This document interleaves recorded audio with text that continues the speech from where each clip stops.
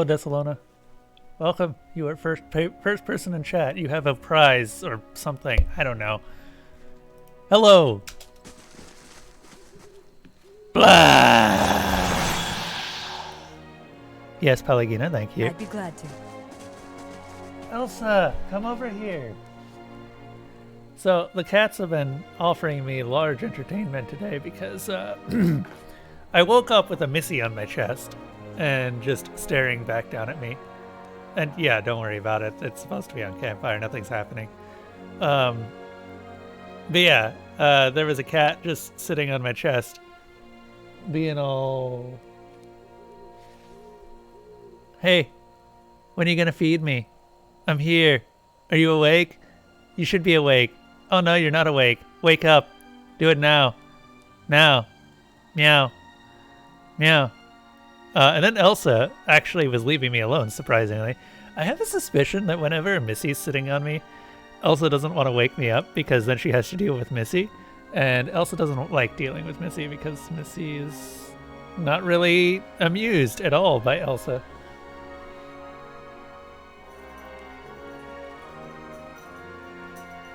They seem to have come to the understanding that Missy really isn't intimidated by Elsa at all.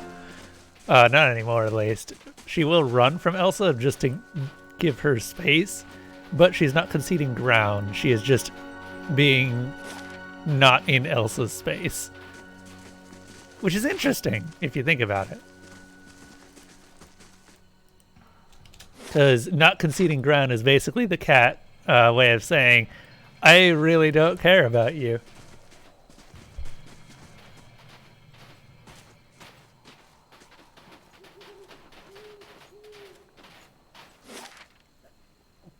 Ah. Okay.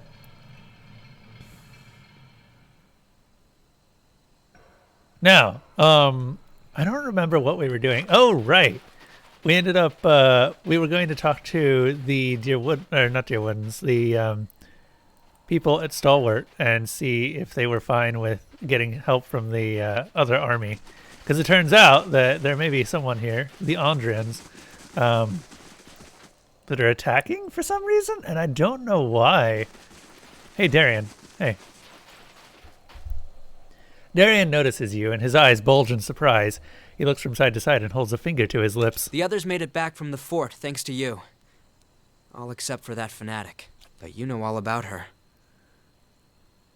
She was a member of a secretive Andrite cult. So I heard. But what I really want to know is about those creatures. The others saw them in the snow. Magfolk with arms like maces, they said. And dead by your hand. He gives you a slow, respectful nod. The Eyeless, yeah. Always thought those were hunter's tales. I can't tell the rest of Stalwart about them. Not until we know more. The superstitious ones will call it a bad omen. Another example of the ill us Outlanders have brought. And it won't help when folk hear a Dark's still at large. Yeah. I won't murder a man for seeking a better life for his people. I understand. Look, I appreciate what you did. I just hope he doesn't come back with a bigger army. He didn't seem crazy. He just seemed like he was still coming to terms with his watcherness. Whatever you call it.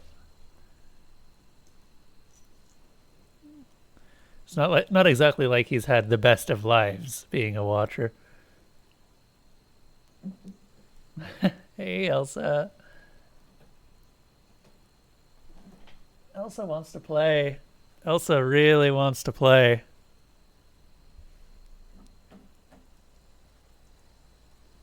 Hold up, let me actually show you guys what's going on with her.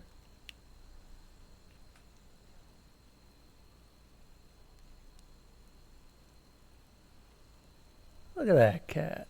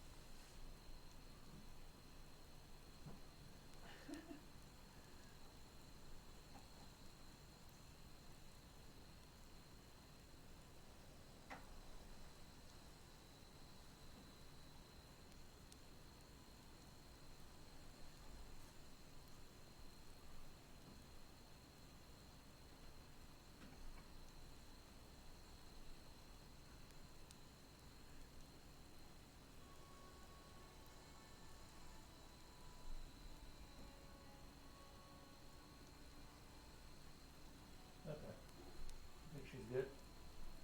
Actually,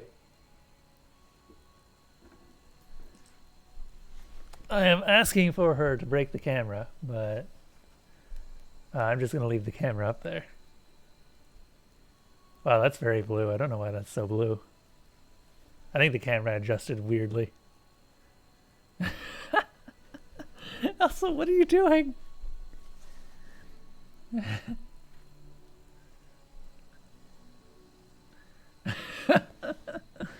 Oh, look at that cute kitty.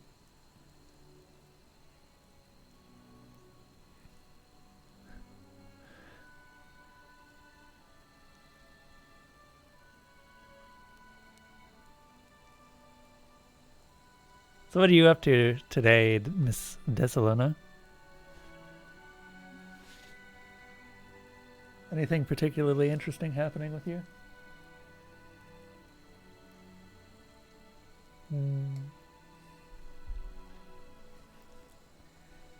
Anyway, back to the game.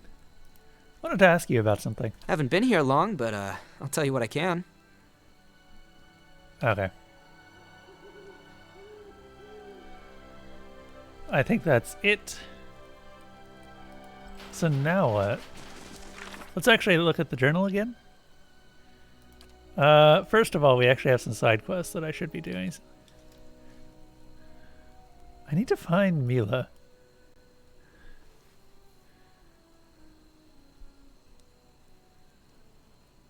She told me not to mention Mila's disappearance to him. Hammond hasn't seen Mila, but he saw Aska scolding her the other day. Aska's usually by the yurt just south of Hammond's shop.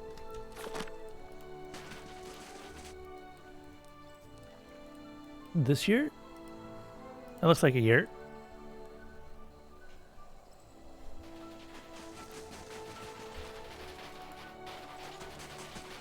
Blazes. What am I to do with all of these? Hey, Aska. A well-built dwarven woman stands before you, one hand on her head and the other holding a few sheets of paper. 3 complaints of blights in Whitestone Hollow. And who are these people? Magrin's faithful? Great. Another pack of religious zealots. It's like they're popping out of the snow these days. She glances up at you. Oh, sorry, Sephi Merrigan. Just a little preoccupied. Things may have quieted down some with the ogres lately, but there's been no shortage of new trouble. Work for those interested. Just saying. You mentioned blights? The terror of Whitestone Hollows. It's a grand blight that turned up after the avalanche. Real disaster, that. A great big heap of snow right on top of one of our main trade routes. We can't start fixing the road until we get the blights out of there. Can't exactly ask you to bring back the thing's head, but word is the terror's last victim was a caravan master. Turns out the fellow always wore a brooch. Figure if it's somewhere in that monstrosity's belly. Bring me the brooch, and I'll take it as proof you handled the blight. Sound fair? Who are Magrin's faithful? Bandits and horse thieves, far as I can tell. Led by a woman named Rodwith. Problem is, the little group keeps growing, and they've started tearing through some of the smaller villages. They were last spotted in Searing Fall, and rumor is they're headed in our direction. Stalwart's just getting its bearings. We can't afford this kind of trouble. Bring me Rodwith's head, and I'll see you a little richer for it. I also heard that you scolded Royce's girl. Aska cocks her head, thinking for a moment. Then she begins laughing. You know what that girl did? Snatched a whole chicken from Griff's Rest. Raw. Told her I'd better not catch her thieving again, but I was trying my damnedest not to laugh. Funny kid. She wipes a tear from the corner of her eye. But it's gotta be rough on her, you know? Her old man's working at the battery, and he's one absence away from getting fired. Again. Blazes, only reason Lodgar still has a job is because Wengra's a softie beneath all that suit. Amila, she shows up at the battery the other day and nearly got him sacked. Since then, I've seen her keeping to herself. Spends a lot of time at the temple, kind of think of it. So we get a lot more quests while trying to finish up one other quest. That sounds about right.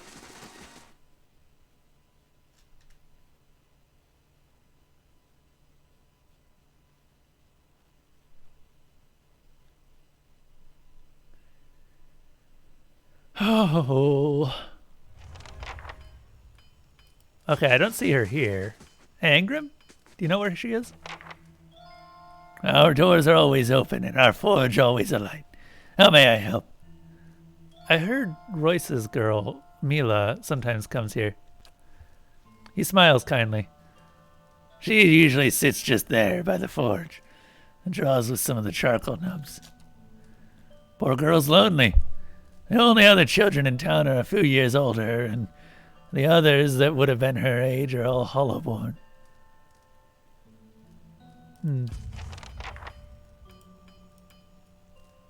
The anvil hardly looks like it's seen use.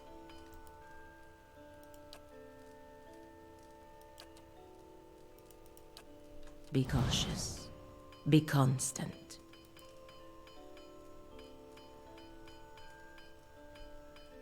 Hey. A simple test.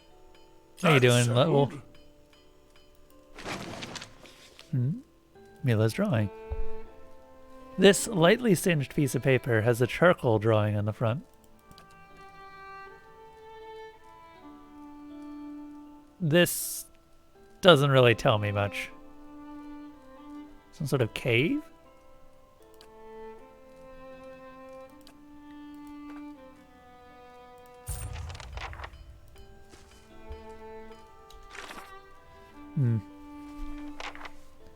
I found one of Mila's drawings at the temple. It depicts children playing near a cave. I could ask someone who knows Mila well to see if they know more about this place. I'll ask her mom. Pillars decayed and crumbled. Did he really say that? You're feeling jet lag from a different sleep schedule? Oh, have you been moving around at all? Also, Level. Are you aware that I am going to be dropping affiliate pretty soon here? Light, flame, and sound. It's going to be great. Going to open up a whole lot of new possibilities, that's for damn sure. Is it true? I saw the lights from the battery. Did you really open it? The Orland clasps his hands in wonder. I can't believe it. I was sure I'd never make this route again, but who knows what rarities will come from those holes. Such an exciting time. We've got to build up our walls while there's still time. Hunter. Also, I do hope that you enjoyed... I hope you enjoyed Soul Reaver 2. It was interesting to play again. And actually, I really enjoyed it, despite all the puzzles.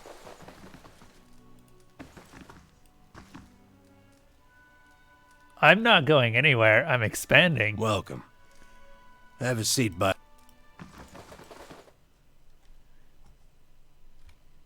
I'm expanding to all platforms, not just one.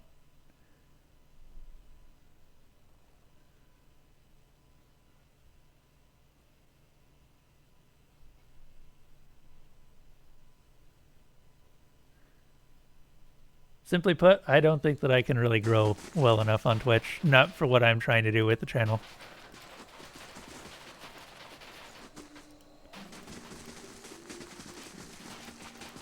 You really did it. I mean, people have always come through here, talking about opening the battery, claiming the White Forge, all that. But I didn't think anyone would ever really manage it. I told Renegild I'd be willing to help with getting the mines back in order. You know, do my part. Figure we can turn this place around, now that you've laid the foundation. I'm here. Oh, fuck Fortnite. Is that even really a big game anymore? I haven't heard news about it in years. No. People come to Twitch for games. What I want to do with the channel isn't games, so I don't think that Twitch is the platform I want to tie myself to.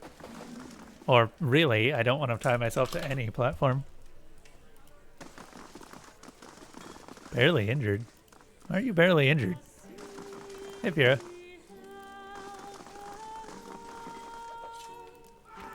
Heard the big news. There really isn't anything you can't do, is there? This will do so much for Stalwart. You can see it in everyone's faces. We've got hope again. Damn straight. Okay. Oh, you're new. I thought I ordered ale. She might have brought me the dishwater by accident. She sighs. Or maybe on purpose. You can never tell. What brings you here? I represent a group of investors from Defiance Bay who are attempting to establish a trade agreement with Stalwart. Before they're willing to commit to any agreement, they want to have their town assessed. Make sure it's as prosperous as people are claiming. That's where I come in. She takes a long sip from her mug. What's your assessment of the town? There's certainly a lot of coin changing hands, but whether this is simply a short-lived boom or something that will persist long-term remains to be seen. Hey, Hefrick. So you really found the right forge, huh? He shakes his head in wonder. Hardly believed it at first, but I've never seen Renengild so giddy about anything. He cracks a crooked grin. Here, drinks on me. We should see a boost in business with the battery open. Makes for a brighter future than we had yesterday, for sure. Oh, sweet. Do you know a man by the name of Harmke? The woodcutter? Sure do. Head west from the village, then go north. If you see the frozen stream, you've gone too far. Thanks. Usually works a stand of trees out in the russet wood, though he steps out from time to time. Be careful how far you follow this revenge plot. It may bring her some small satisfaction, but I doubt anything good will come our way. Huh. Please, The fuck someone is has to Flex do Storm? something. Hello? Piss off, Kern. I got enough problems. Decades I've lived here. We've worked and drunk together, and not a one of them will lift a finger. The dwarf's face is damp and blotchy. His outburst seems to take something out of him. He sags, his lined features showing his exhaustion. I'm sorry, I've no heart for conversation. I'm sure somebody in here will drink to your health. What happened? I've done something terrible, and I'm not sure I can fix things. This neighbor of mine, Hattie, we've never gotten on at best of times. With this land dispute, losing half my property, things have gotten out of hand. Kill him, take your land back. Problem solved. Go on. I was drowning my sorrows here in the inn. There was a stranger, Sebastian, obviously from out of town. We got to talking. He's all smiles, says he's a paladin, that he'll sort Hattie out for me, get my land back, if I give him the week's wages. I didn't know he was a bleak walker, a madman. I was half drunk, thought Sebastian meant he would speak on my behalf. Put a scare into Hattie, not kill him. I tried to call him off once I realized. He laughed, said that doesn't happen. Please, you've got to help me. Nobody else here is willing to take him on, even for the coin I'm offering. I'll make sure Hattie and his family are safe. Thank you. You're a good woman, Seppi Merrigan. Hattie lives out east in Whitestone Hollow. Please, hurry. That sounds urgent. That sounds very urgent. Hold up. I can get a drink. That sounds like a fantastic idea.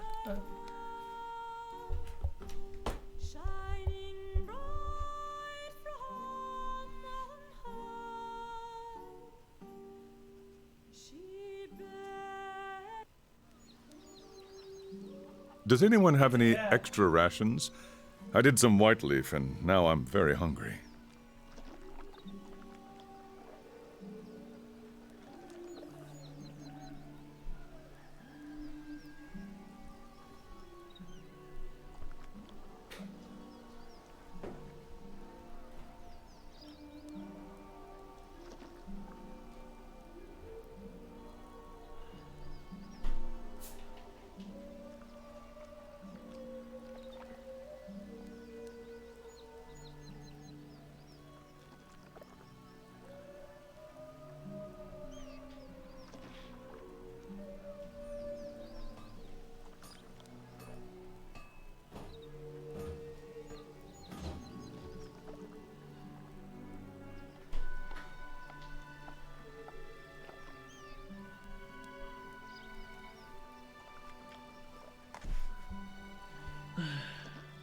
So what the hell is Flex Storm level?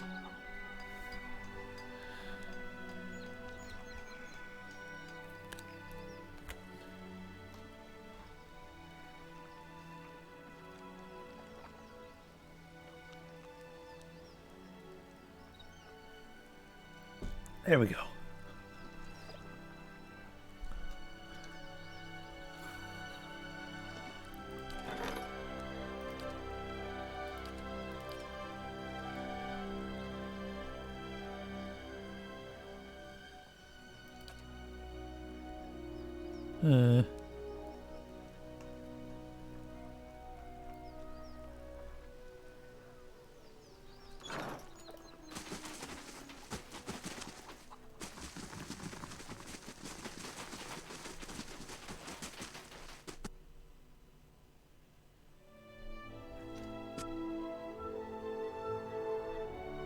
So many side quests to do, so little time.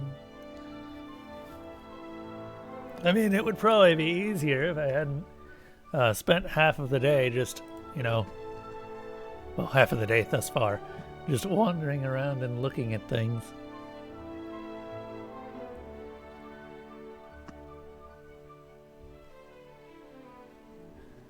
I just realized that all you're getting out of the cat cam is a single cat ear. I hope you guys are all enjoying that cat ear. That's the best shot you're going to get of Elsa for a while. She has gone to sleep. Let's see here. So I'm still looking for Wild Mila. Let's go talk to her mother real quick.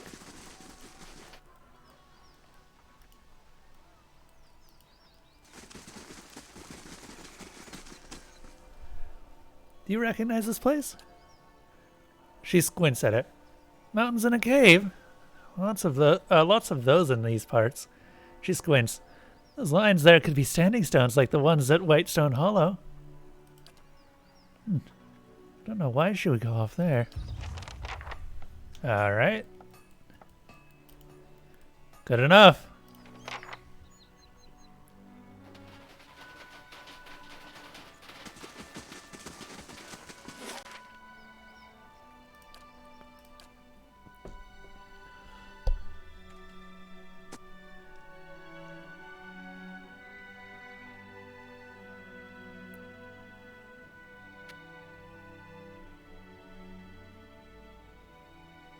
Tasty drink.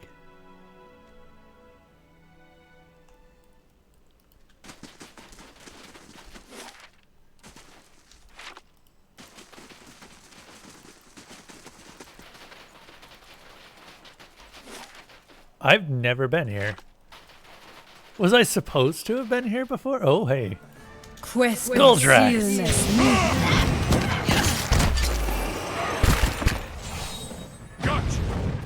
Ooh, spooky.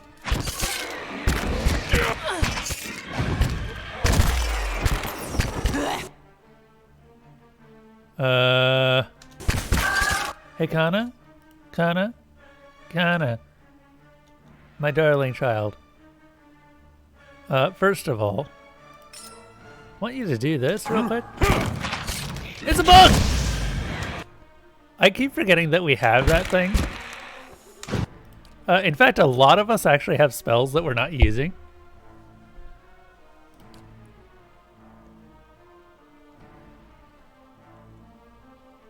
Actually, holy power.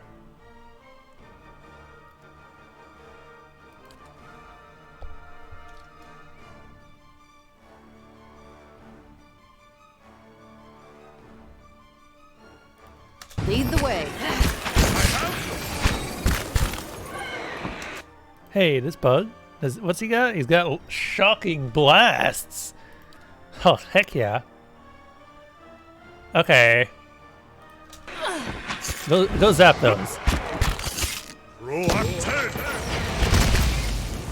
Aww. Okay, fine. Lord's Authority, Dominate. I forgot I had Dominate. Quithers. Yes.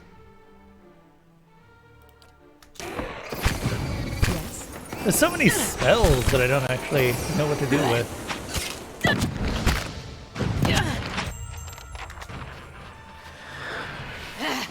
Sephi's fine. He's just going through a lot of stuff right now. Much like the rest of us, honestly. Jibbed. Jibbed. So much jibbed. There's like nothing but giblets all around. At once. Yes?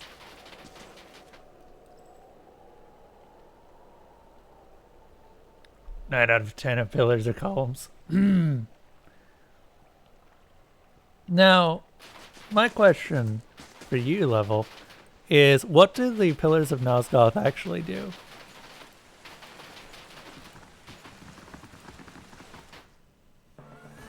Because there is a correct answer.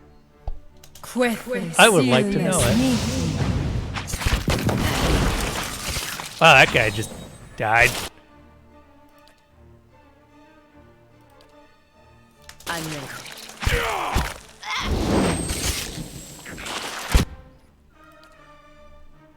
That guy just super duper died.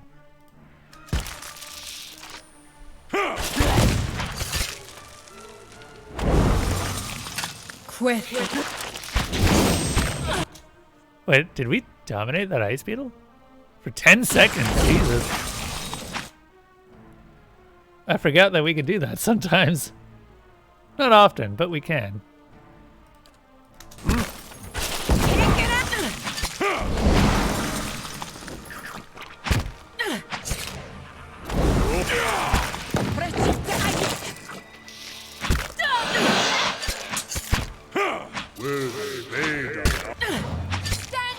Ah, the ice beetle got undominated.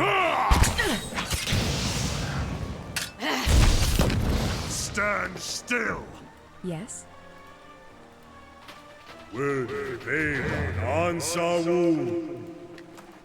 Nice. I may have to have Sephi stand back and use. Actually, yeah. You know what? We can have Pelagina in the front line for a bit, and Sephi, you can be. Where's Stormsinger? Or Stormcaller?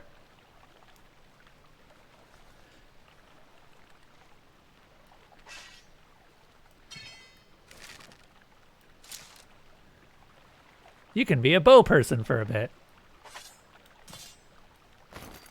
God, there's so much stuff that we have now. Like, I genuinely don't think... Yeah, we have no slots that are not taken up. Which is really nice. For once. Ring of Wizardry. Ring of Selenon. Only usable by a wizard. I forgot that I bought, like, all of these. These are all really nice.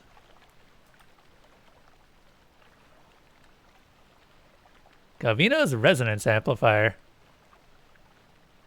Galvino created the strange device to detect souls that dwelled in Durgan's battery during its previous life. Sends out a pulse of energy generated by memories of soul fragments. Galvino. Huh.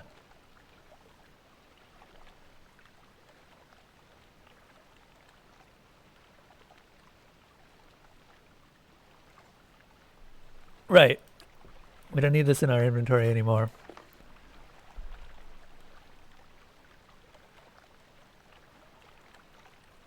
Justice, I need.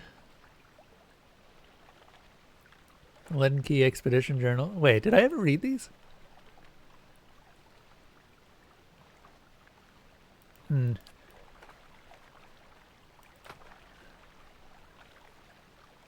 We've decided to strike camp and search for the area for books, records, or something. Anything's better than sitting in the middle of this blizzard. See, the thing is, I actually don't remember, in a lot of cases, crit multiplier bonus. Kinda.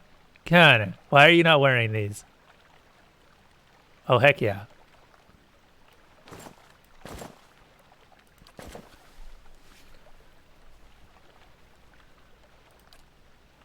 Okay, also... I'm going to swap that. And I am also going to modify Sephi Merrigan's spell list, or not spell list, chance. Because the thing about her chance is that I've actually not done that much with them. She usually uses chant 3, which is offensive stuff. Most of her chants are actually offensive.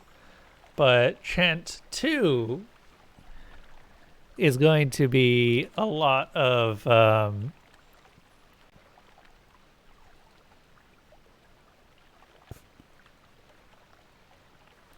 Ooh. Oh ho ho.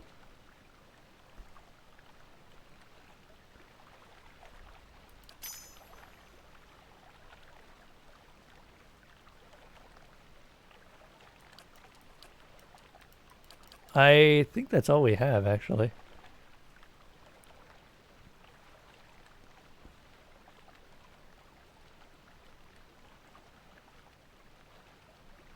Accuracy of disengagement attacks.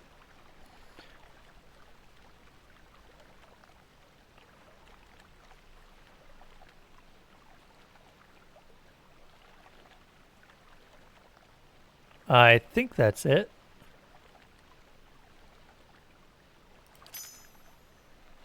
Okay, yeah, that's good. I really wish that these were a little bit better. Yes? Because unfortunately, they sort of just aren't. Dominate. Okay, I want that resolved, yeah. Is this ring... Gaieto, more commonly known as the Bronze Chanter or simply Guy, was a famous singer and flautist from the old empire of Grand Valia. His exploits with women were even more famous than his skill with music, and though he claimed that his way with women came from his innate charm, he was never seen without a certain silver ring, even when he had divested himself of all else. In the end, it was Kai's own indiscretions that led to his demise. He dallied with an assassin known as Valdila Rugia, and then he comforted the niece of the woman's most recent mark.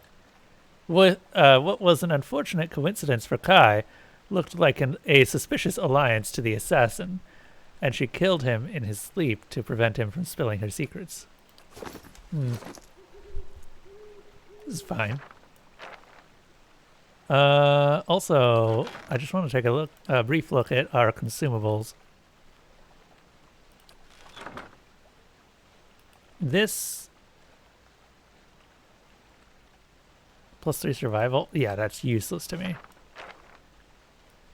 As are a lot of these, honestly. These, like, I like a lot of the weapons that you get from here. The problem is that they take a lot of time. And when you're talking about weapons that are soulbound, it's not good to spend too much time on all of them. That's the problem I'm running into. I like them, but I cannot use all of them. Because most of the characters are specifically defined to be using one specific weapon. They've all got interesting stories too, which is the worst part. Because usually I'm a very big defender of putting extra stories into games. But not this time. Not this time. Kain is like the Garland of Final Fantasy 1. I don't know what that means. They probably keep the world from the decay of evil. But they're controlled by the vampires. Like, they're actually created by vampires. I don't think that's correct.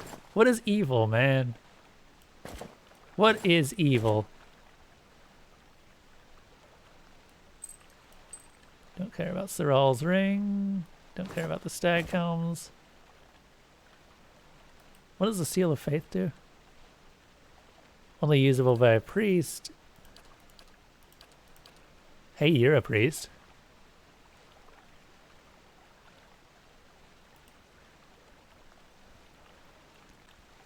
+1 first level spell uses, second, third. That's really good. Shit. God. Some of these rings are just so good. Like, overseeing rings are obviously really good because of the increased AoE. Yeah, because it is just plus 10% ability to area of effect. I'm actually going to drop this for an overseeing ring on Kana. Because suppress affliction isn't actually as powerful as it used to be. What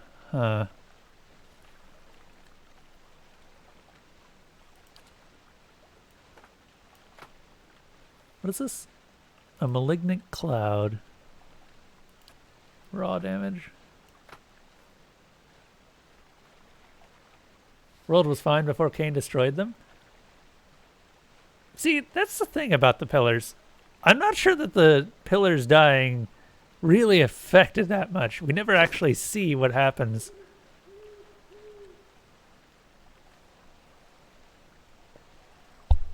Been 14 years since you played the last game. There. How much of the Soul Reaver playthrough did you end up catching? It's still just as good as always. Hello, this is probably the house I'm looking for.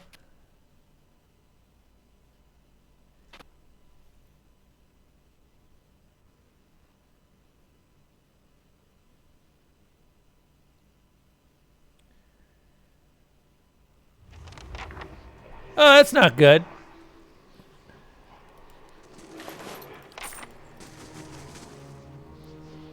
The dead man's sprawled position gives you a clear view of the sword wound in his back.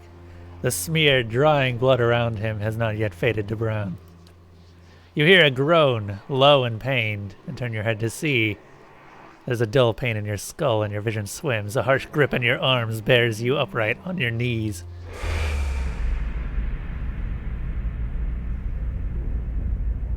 We don't have anything worth stealing.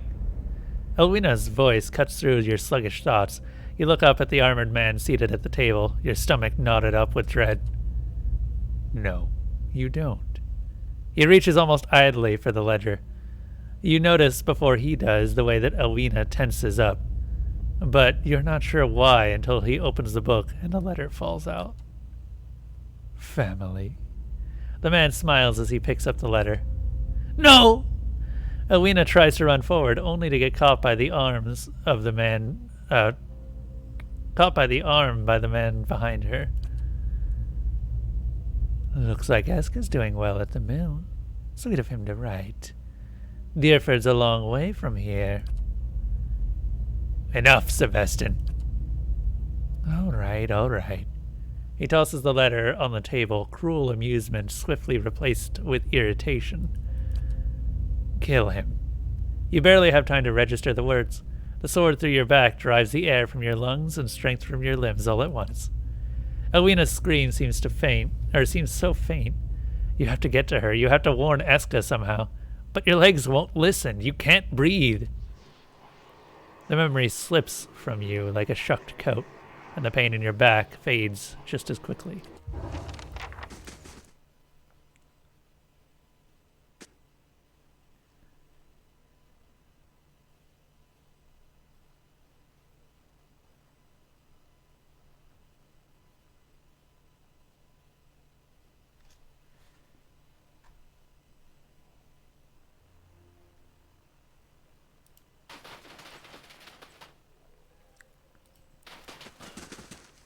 I'm guessing you two. Oh, who are you? It's bad days coming, I'm telling you. The pair looks up at you as you approach. Snooping around, were you? Looking for a young girl named Mila? There aren't any kids out here. Just bandits and Lagerfeld. Hungry ones, too. Lots of dead deer in the northeast, so be careful if you head that way.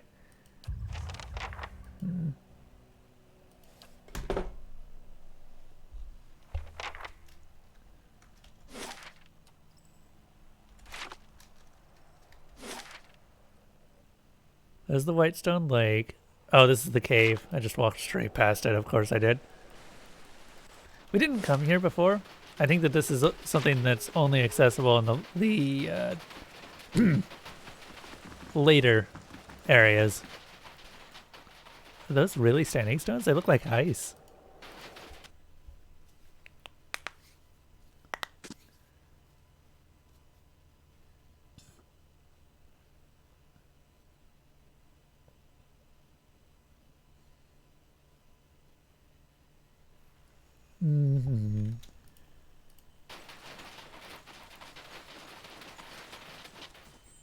Oh, I think I found the kids.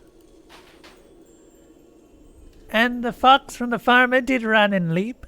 Run and leap. Oh, what he did to those poor little sheep. Despite the girls singing, the wicks around her are strangely calm. They scratch their claws in the dirt, bloodshot eyes half closed, while the girl sings and hums her song. Suddenly, she looks up and notices you. She looks around the cave as if hoping you're here for someone else. I'm Mila. These are my friends.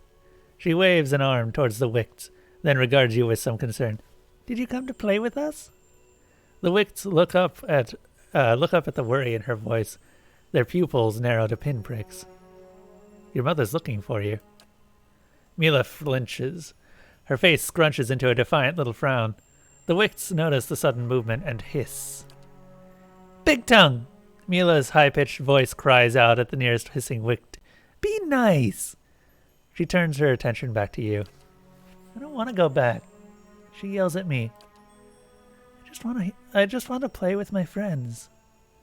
She makes a little mound of dirty snow.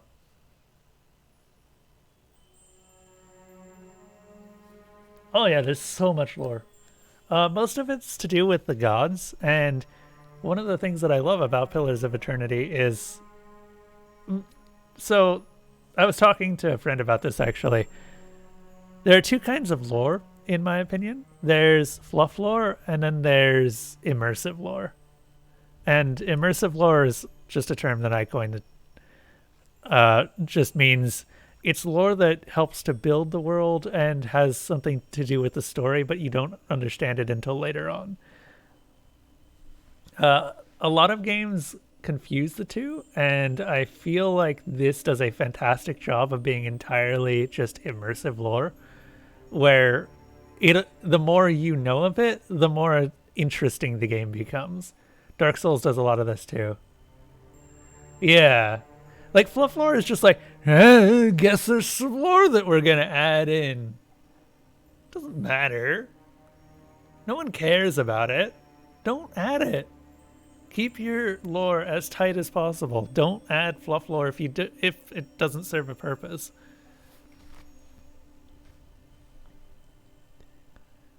And I feel like this does a fantastic job of just not having any fluff lore. Because I spent about an hour just reading through all of the books in the library at some point and learned a ton about the world and just more specifically the gods. And then later on we get to meet all of those gods and you actually know who they are, what they represent, and why, and more importantly, their personalities. And it's really cool. Because you've read about them in books and it reinforces the idea that they're legends. And then you get the impression as a player that you're meeting a legend rather than just, oh, I don't know, there's a story about this one guy who did a thing at one point and you never end up meeting him ever again. Like, the fluff lore still exists in this game, but for the most part, it is signposted very well. Like, all the stuff that has nothing to do with the rest of the game, you already know, because it's marked as such. So if you just want to skip all that, you can, which I really appreciate. But if you want to go looking for the real lore, then you just read all the books. Like the immersive lore is what I'm calling it. Also, Squad Car. I have a P.O. box now so people can send me stuff. That reminds me. I wanted to change something about the title. Hold up.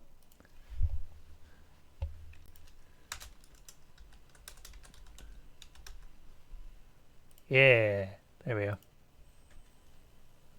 A P.O. box. A post office box. So people can send me stuff.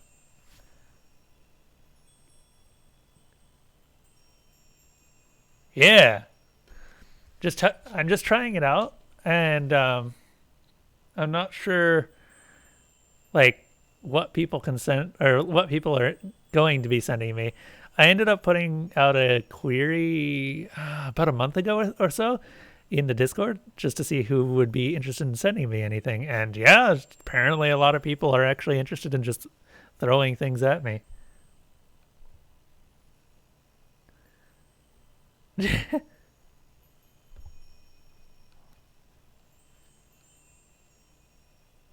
What was it light mode of? Oh god.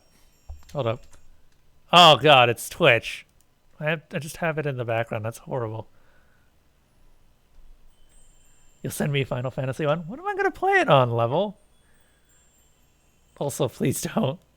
I feel like there are much better people to send that to than me. I will not appreciate the gift as much as some other people. Huh. These aren't your friends, they're wicts. They are my friends. I saw them eating a stinky deer because they were hungry. Then I brought them some chicken. Now they're my friends. She looks at you, matter-of-factly, as though completing a lecture. So don't call them wicts. These wicts will turn on you the moment you stop bringing them food. That's not true. Mila's shrill voice rings through the cave. You are lying! The wicks grow agitated at the sound of Mila's voice, their heads shaking violently. Their eyes fall upon you, and they start to lope forward. No! Mila screams, and the sound drives the wicks into a frenzy. They lock onto you, ready to attack. That's kind of what I expected. Yes.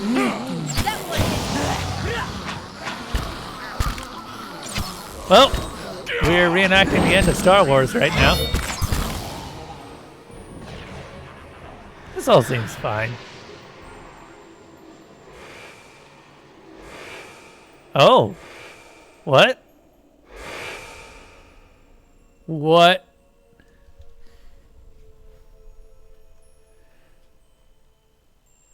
Rumor of the Greenstone Staff's existence and the Adra originally stolen from Air Glanfath eventually reached the Glenfathan tribes. The subject became a convenient grievance for the Enemphatha and the stumbling block for the Admeth Hadred. When resentments flared over the flouting of the 10-year treaties, Hadred employed a team of Glenfathan mine hunters to investigate the plunder of the ruins. When they found evidence of the Ferkening's involvement, Hadred gifted the Greenstone Staff to the Enemphatha as a symbolic but important gesture. Oh! Okay.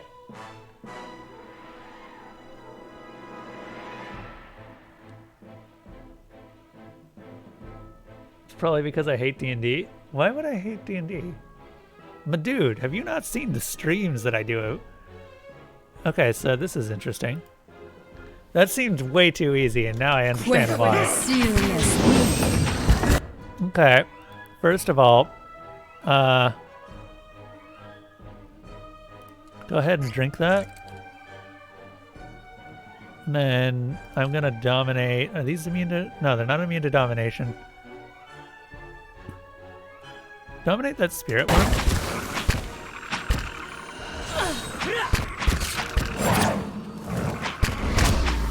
Yep, it's on our side. Good. What is going on with this? Are you guys terrified? That's for my friends. Jesus. I'm ready. There we go. Okay, that was really scary. For some reason, everyone ran away, and I think they got terrified or something. Last time you saw Star Wars, it was still in black and white. I don't think Star Wars was ever in black and white.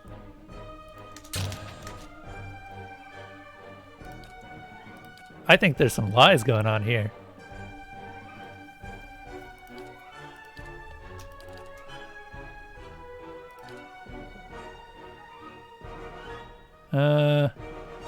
Can we do Force of Anguish on this guy?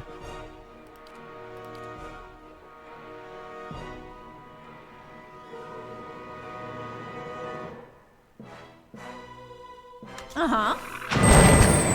I have.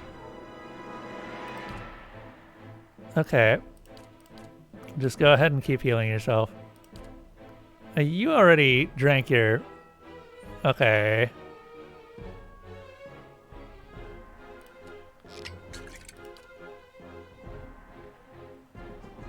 I'm gonna use my Lord's authority for sure. And that will heal pretty much everyone. Lord's authority is something that I need to remember that I have. Because it's really, really powerful, and I only get one use of it per day, but it's just strong.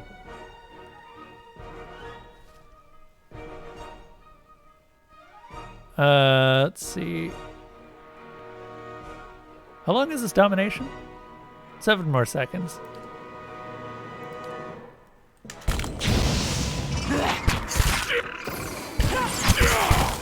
Reluctant.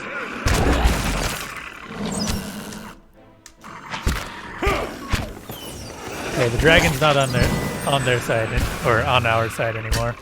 Dragon's about to die though, so it's not really that big of a deal. I'm gonna swap Pelagina's justice out for the other justice because this one's been upgraded more. We can't do that on site. Okay.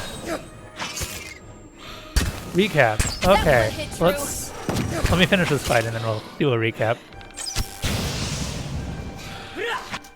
Because there's a lot. Kinda Sephi Merrigan. Yeah. Kill the dragon.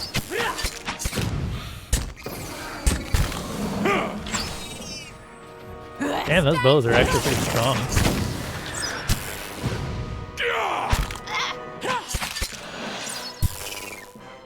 Cool. I'm here. Yeah, I don't think they were your friends.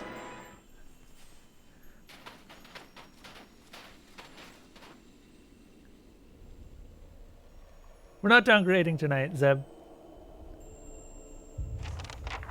Or are you getting downgraded?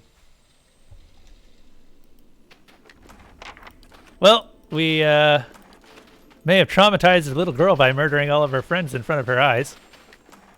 This is just normal D&D stuff.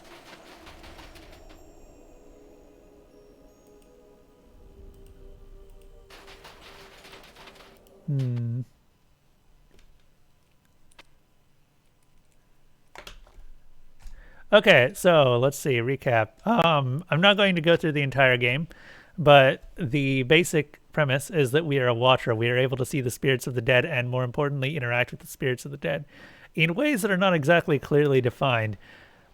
We ended up getting a message from the town of Stalwart inviting us to come and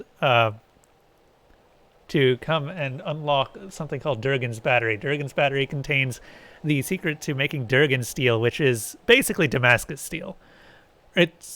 There's not really any indication of exactly what it does, but it's Damascus steel. Durgan's Battery also hides the secret of the White Forge, which was used to make this steel. Now, something bad happened in Durgan's Battery. It's been sealed up for centuries, over 200 years, in fact. We end up finding a way to get inside after a while by awakening the spirits of the doors. We get in, and during the entire time, we constantly see spirits of the dead talking about holding something back. We get to the White Forge, and the 3 remaining spirits, the officials that kept Durgan's Battery going, are there. We talk to them, and they reveal that something broke into Durgan's Battery, killed all of the dwarves, but left the White Forge on its own. Now we've unlocked the secret of the White Forge, and that thing is back. They're called the Eyeless, and they appear to be something related to Andra, the goddess of memory and despair. We don't really know what her involvement is in this, but we're about to find out. Tune in next time for Dragon Ball Z.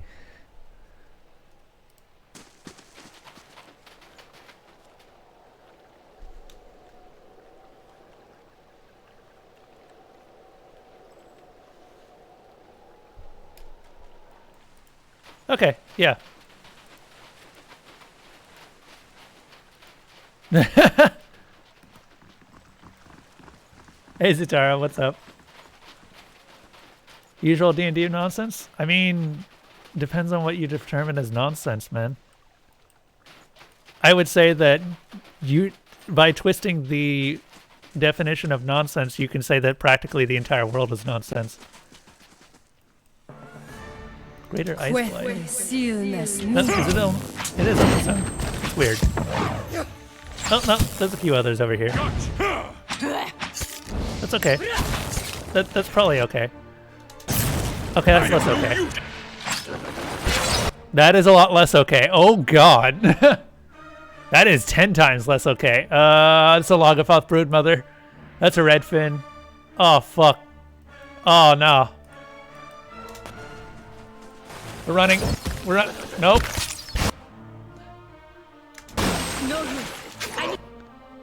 Oh, shit. Okay, kill that redfin. Super duper kill that redfin. It needs to die. It's dead. Fantastic. Kill that redfin. Redfins are really bad, by the way. What are they all? They're all stunned. Okay, cool.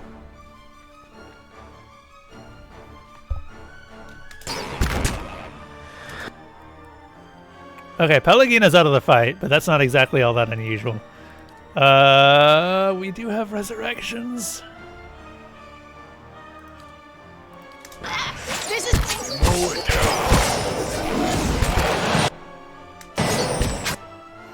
Defiance. This is a really big group of enemies. They are not usually this big. Go ahead and... I'm going to have to do a lot of pausing here.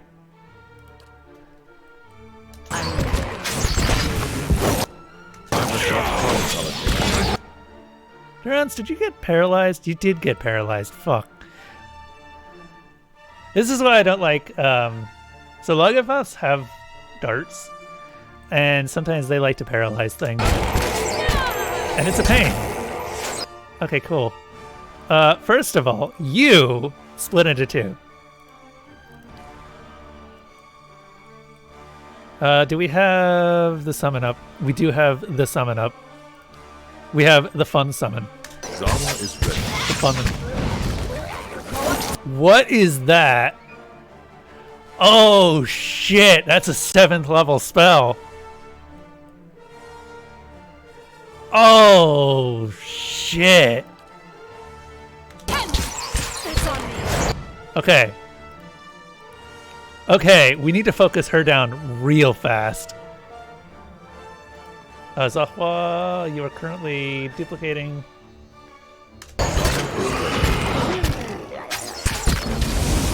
There we go. Do we have another resurrection? Resurrect.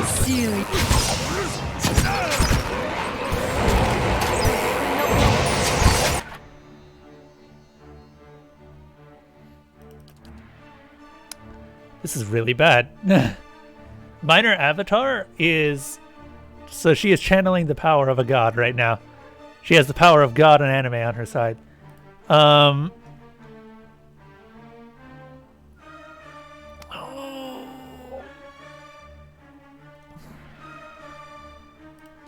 Yep. Use it.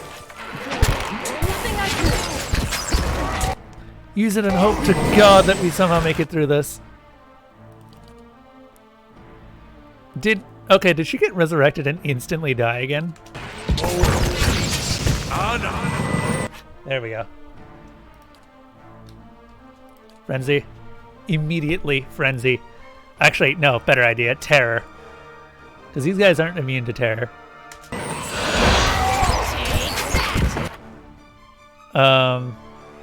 Okay, that should crowd control them pretty well for now. Oh, fuck. Sephi's really low on health.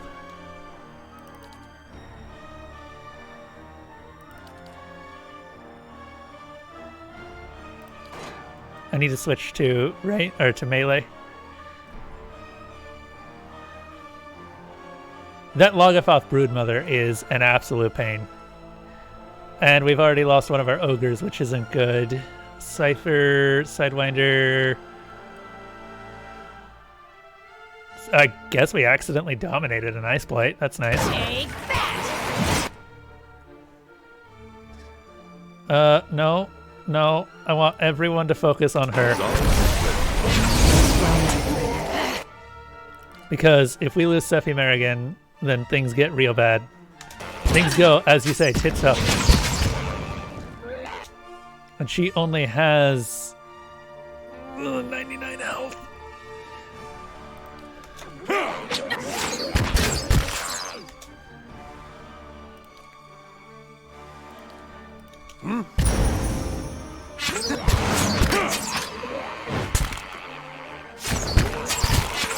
Sephi might be dead.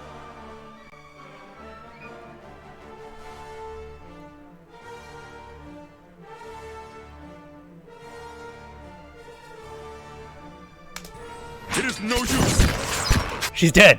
Okay. The Broodmother is dead. We have 3 people left. 4 people left. Go get him.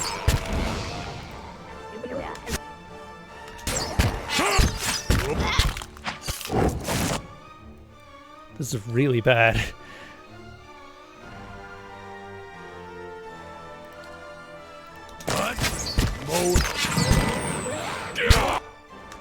Shit. Shit. Consecrated ground, please. Let's leave some. Everyone get inside the consecrated ground.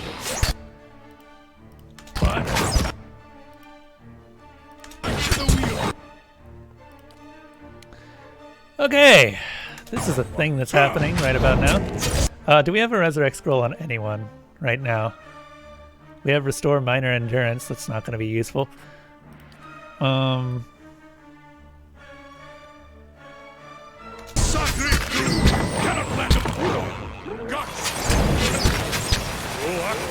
Jesus. This is easily the hardest fight I've had this whole time because I was not prepared for it. Oh no.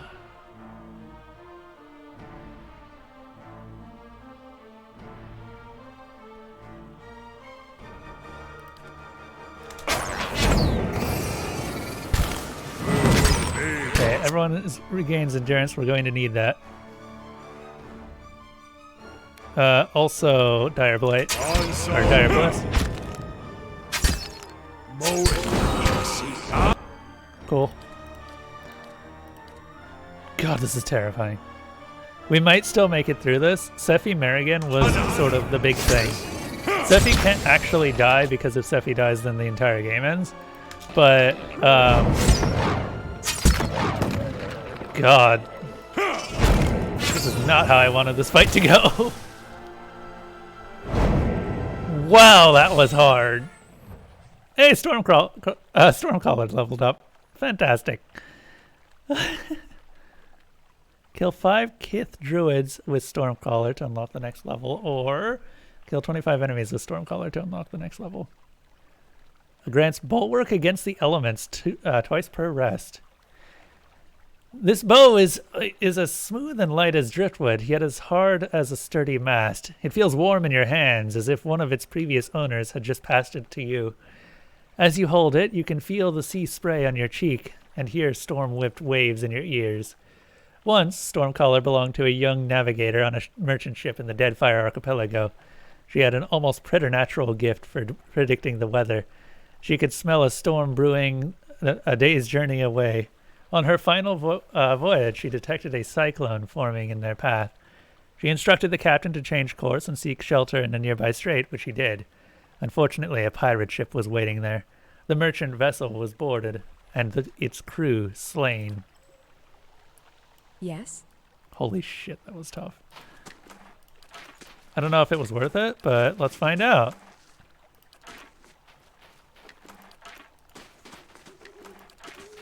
Okay, what did you have?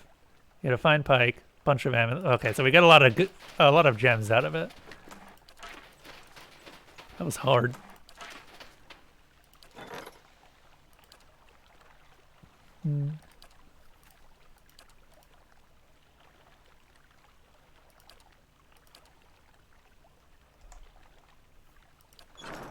Okay, let's rest. We need that rest. Switch it from Wilder.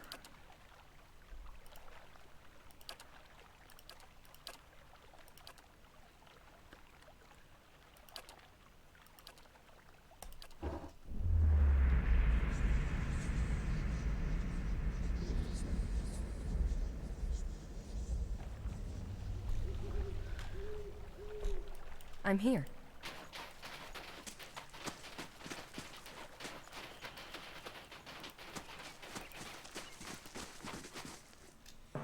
Of course. Of course now I get spirits. Yeah, whatever. These aren't very strong.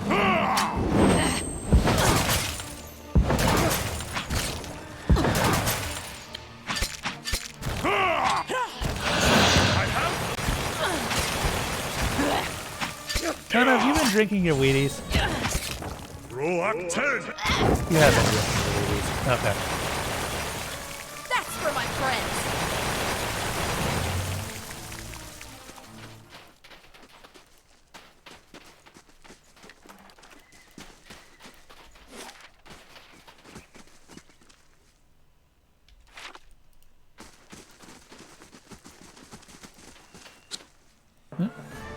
Still don't see why we had to hurt the dogs. Hey, that was a good freeze. What? I don't know what just happened. But dude, you picked the bad time.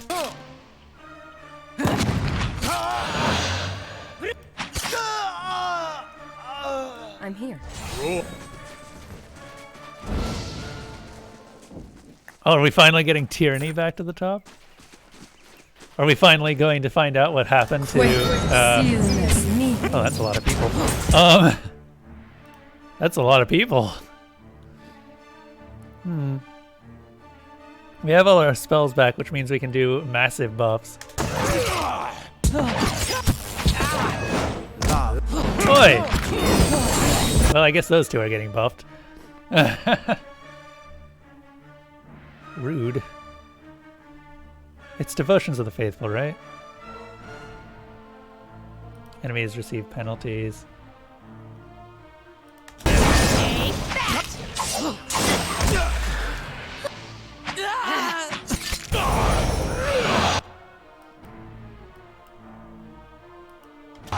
These guys are sort of low level.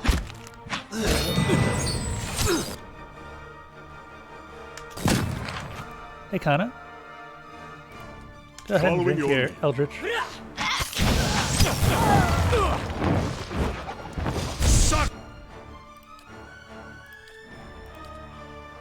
Frenzy.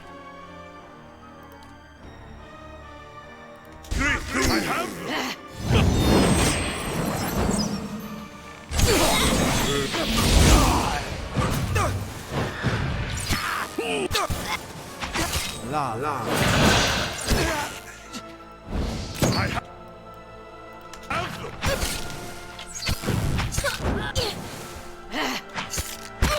That one hit true. This fight went well. This fight went very well. How you doing, Zatara? Also, I said nothing about Dragon Ball Z Abridged. Dragon Ball Z Abridged doesn't exist no more. Well, it still exists in all of the stuff that they've done already. But, that's it. Alright.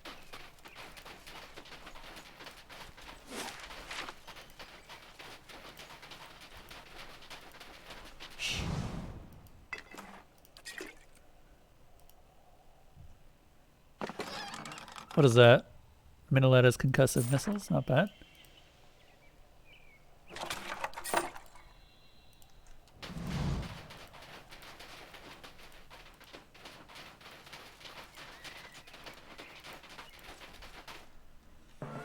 I don't know what those are. Those are new. Just do a Dire Bless.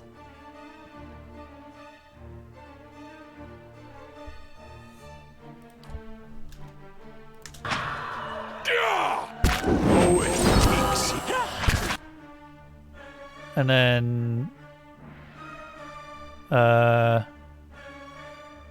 is it? This one. Devotions of the Faithful and everything else.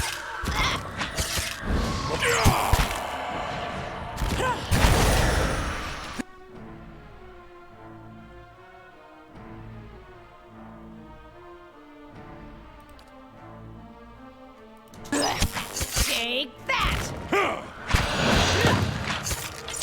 Hey, Sephi, you got bulwark against the elements, don't you? Oh, but that only works on you, doesn't it? I'm here. That's got to be the terror. Yeah, that's the terror.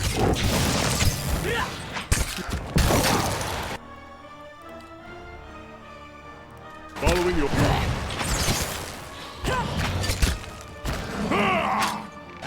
That one hit true.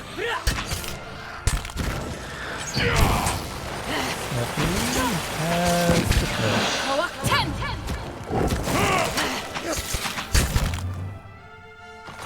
With serious. Sweet! We mind controlled the boss. That's hilarious.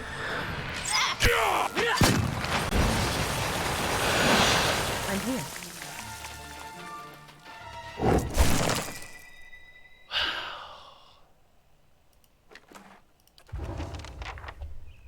Well, there goes the terror of Whitestone Hollow.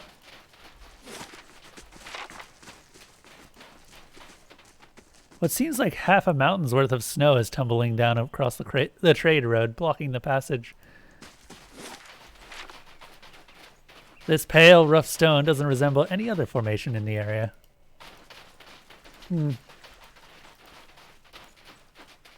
What is this? Something burned.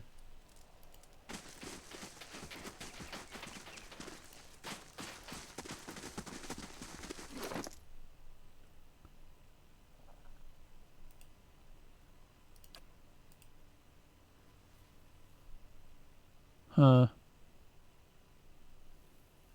5 enemies with Steadfast.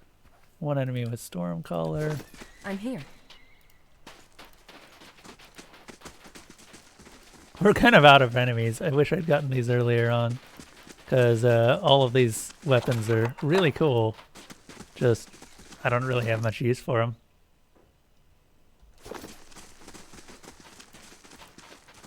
Okay, I don't know where Mila is.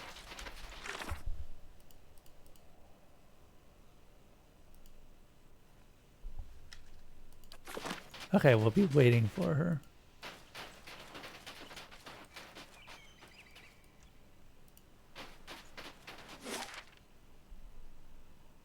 Back to Stalwart Village, I guess. To turn in a lot of quests. We just did a lot. I think we did 2 bounties and we found Mila. Also, we visited the Bleak Knight's work and I don't know where he is, so...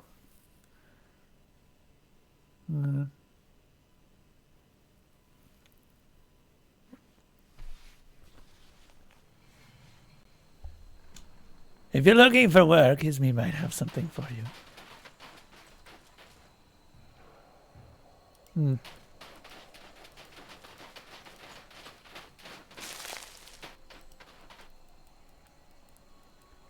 All right.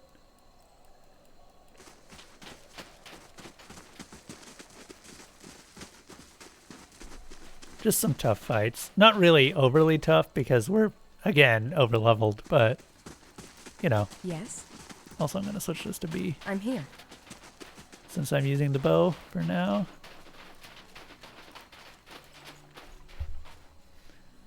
Terror of Whitestone Hollow has been dealt with. Good to know that this one's taken care of. A shame we lost all those people, but at least we'll finally be able to get some work out there to clear up that avalanche. Neat. Money! More importantly, XP!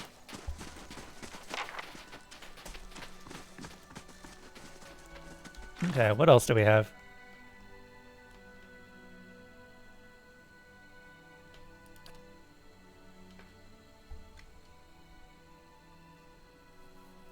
One part. Recovered 2 parts. I still need to find the other part of Garrod's Chorus. And then we'll have a unique helmet.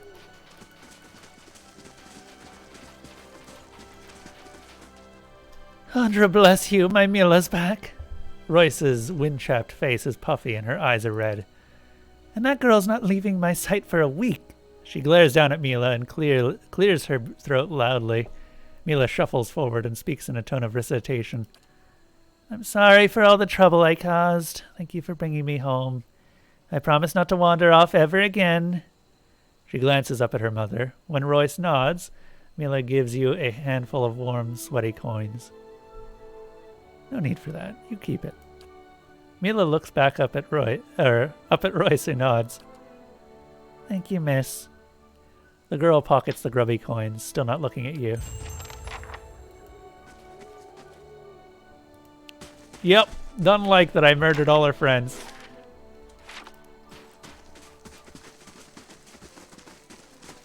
Didn't think she would.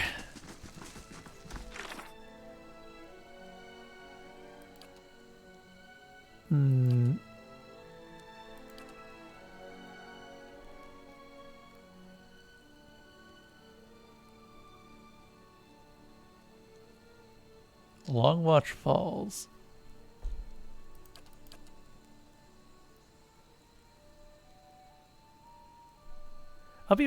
Hold up. I'm gonna briefly look up what the deal is with Garrett's Chorus.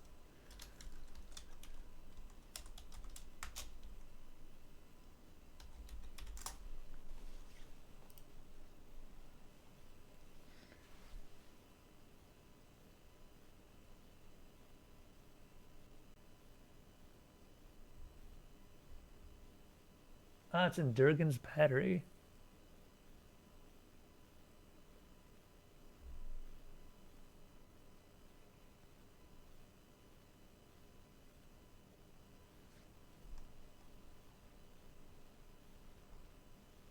Huh, interesting. Usually the chorus tells me whenever I'm near one of them, but I guess it didn't happen this time.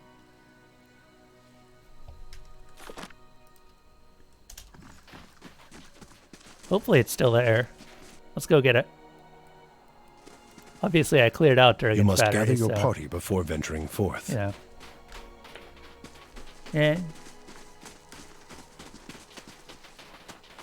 It's a squad car. What's up? How have you been doing?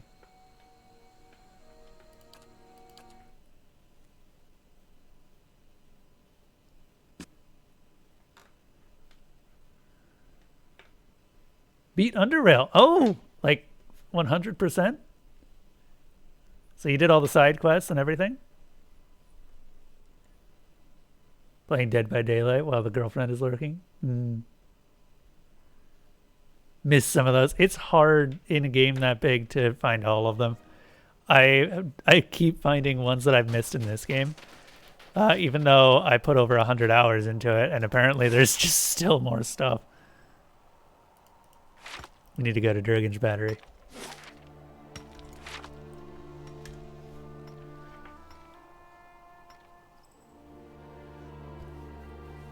I think that you would like this if you wanted to give it a try. And judging from my own experiences, you'd probably have a fair amount of success with it.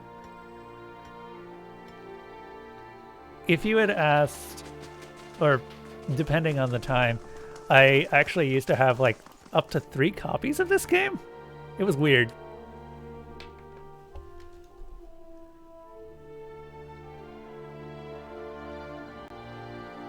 I ended up giving them all away, but yeah, no, this game's pretty good. They were all just the original copy without the DLC that I'm playing right now. All of this stuff is probably the best that I've seen of this entire game, with the exception of the main quest. The main quest in this is really beautiful. They did a fantastic job on it. Also, this is apparently the armory. Exceptional Brigandine, yeah.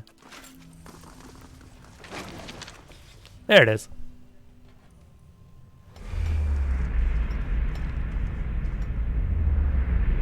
As it has twice before, your vision blurs and fades to black.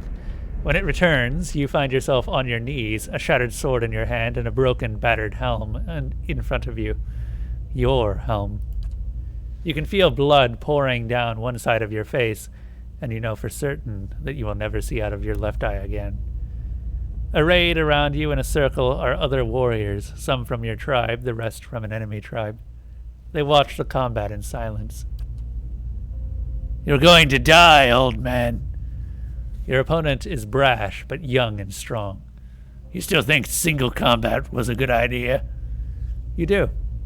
Last winter's famine took a heavy toll on your tribe, and your warriors were in no shape to fend off an all-out attack from its enemies.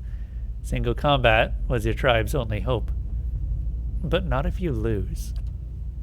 Once again the world stops, the memories trail awaiting your guidance. You keel over, surreptitiously grabbing one of the broken horns of your helm as you do. You lie there, eyes closed, listening for your opponent's approach, trusting in his arrogance to come within striking distance. Pathetic. You hear the crunch of the other warrior's feet near your head, and in a flash you strike, driving the horn upward into your foe's unarmored groin. He howls in agony, but you keep striking again and again until he's silent. The enemy warriors snarl and shout when they see their champion fall, but soon leave your village peacefully, bound by the combat's results. Yes, yes, it's all coming back! My sister, my reign, the end! Oh! Gerard looks at his own spectral form with a sad surprise in his eyes, watching it begin to fade. But I've only just seen it. There's been so little time to know what to make of it all. Farewell, Gerard. He sighs. The wheel has no patience, it seems. I entrust my helm to your care. Nice. You find Gerard's helm in your hands, whole and unbroken. Farewell, my friend.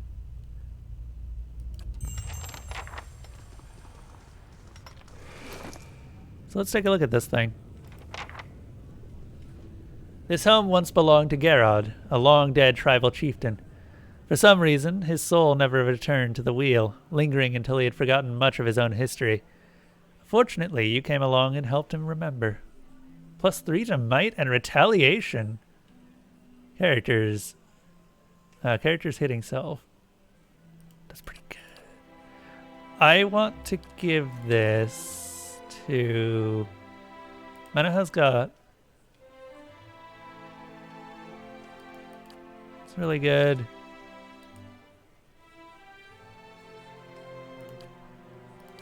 God, I've got so many good helms now.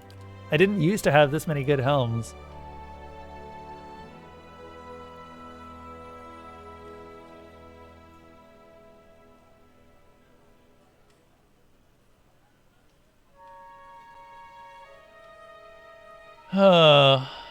See, the problem is, I think that this is going on, okay, first of all, something I forgot to do.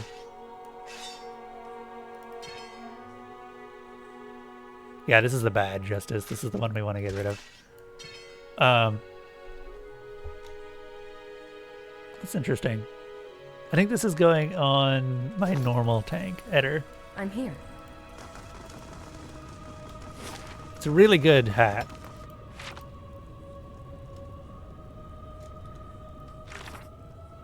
Alright. Now then, we have bounties left. We actually just have bounties left. Return to Lanrick's Head to Tealdor and the Stalwart Village. We've already done that bounty, so we can go ahead and get the gold for it.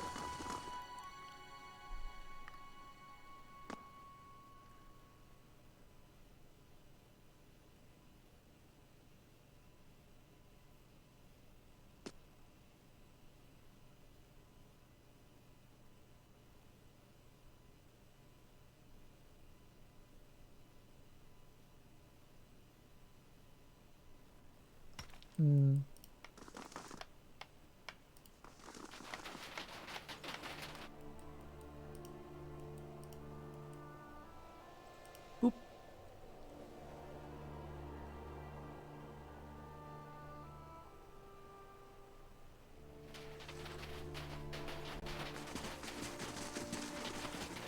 Got a lot of good swords right now. There's the foundry. We can go to the Ironflail Fort. There's the Abbey over there. They said Longwatch Falls was where one of the other bounties was, right? The dragon priests.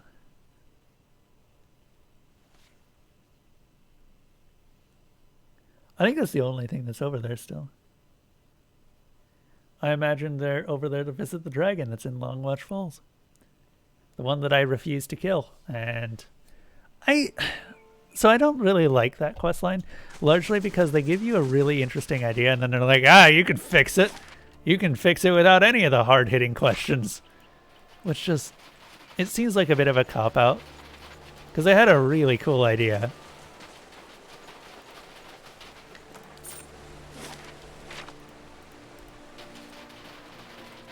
Let's see here. So we need to find them.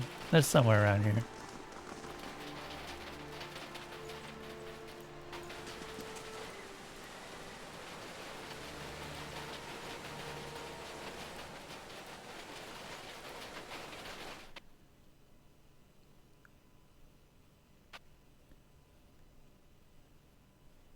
I'm guessing they're in here. Because this is the old dragon's den.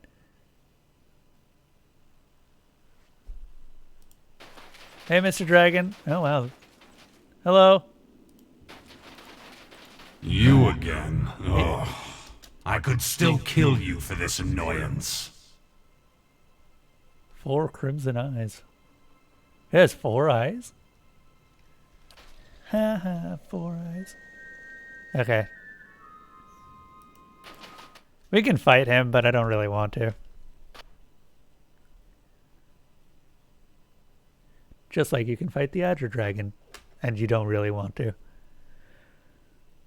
Yeah, the option. Oh.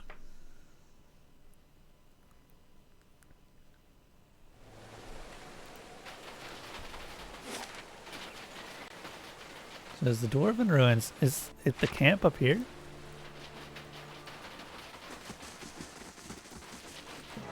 Yeah, here it is. Okay.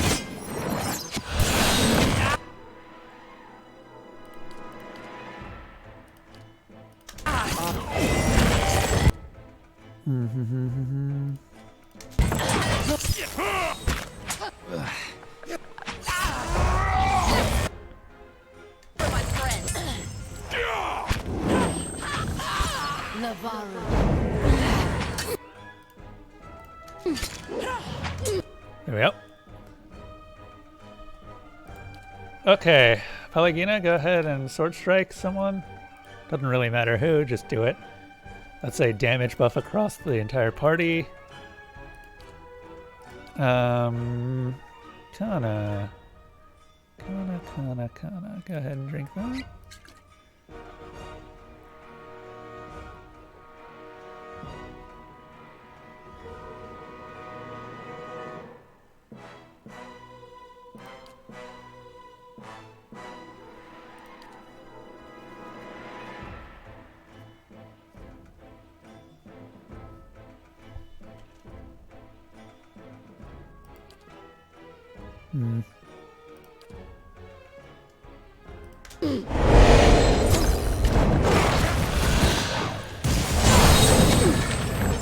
A lot of lightning going on right now.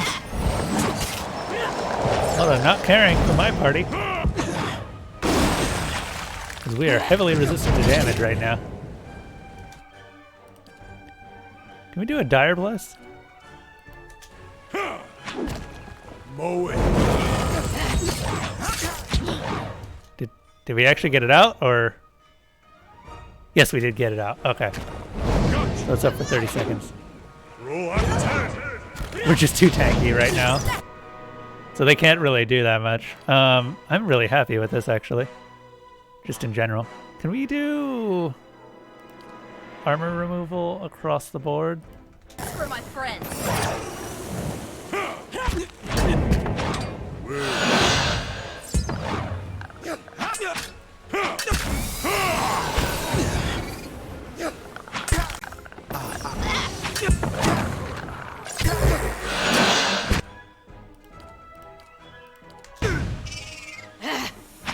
What have you got? You got...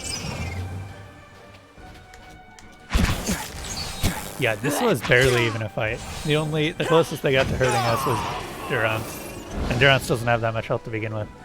Certainly. Absolutely. I'll take it. All of this is good.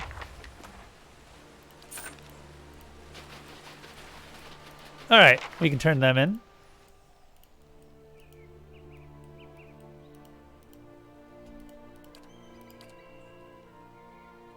And I think the stronghold just took its turn, so yeah, we got Lord's Authority up again.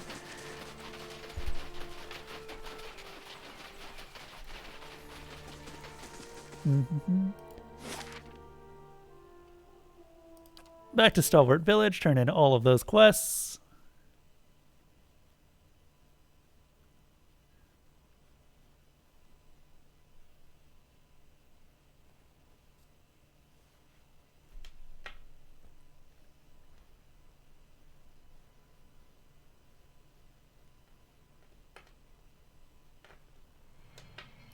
I'm here.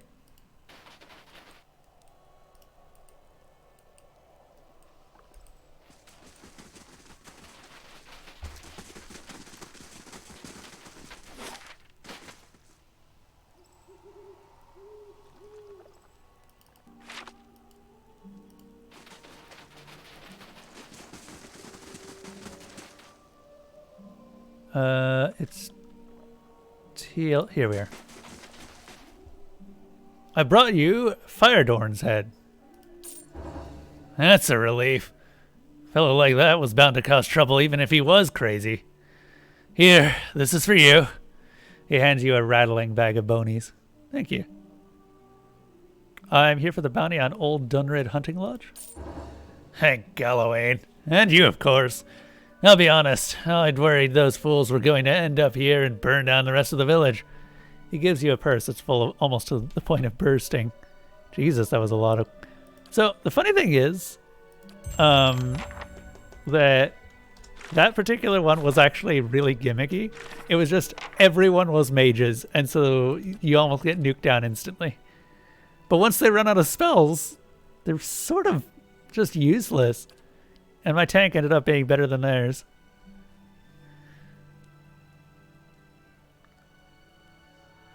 Let's see here.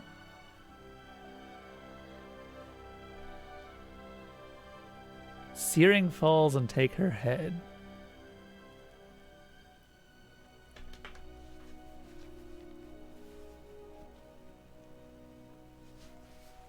Searing falls.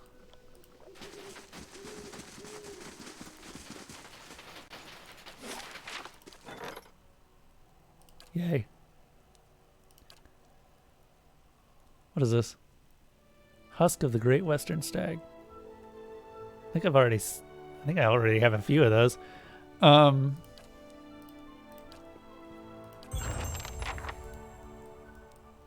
here.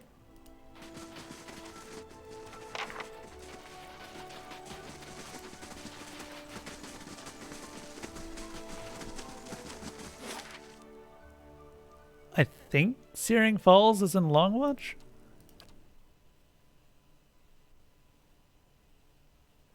I think. Could actually be mistaken about that. I'm not sure.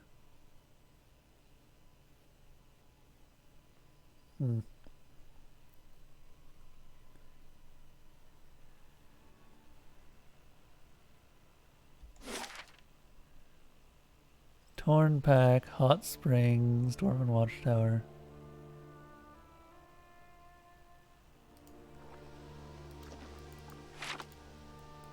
Let's go to the Hot Springs and see.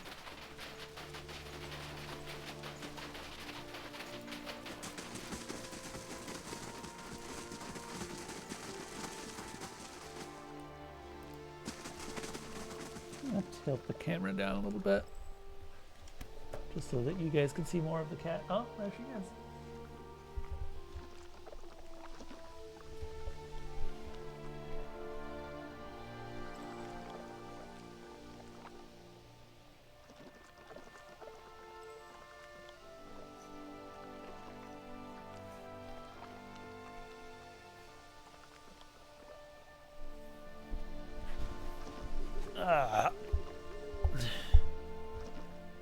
Okay.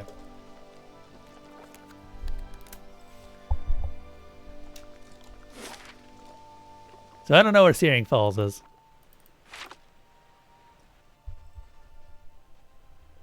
I guess I'll just have to admit that.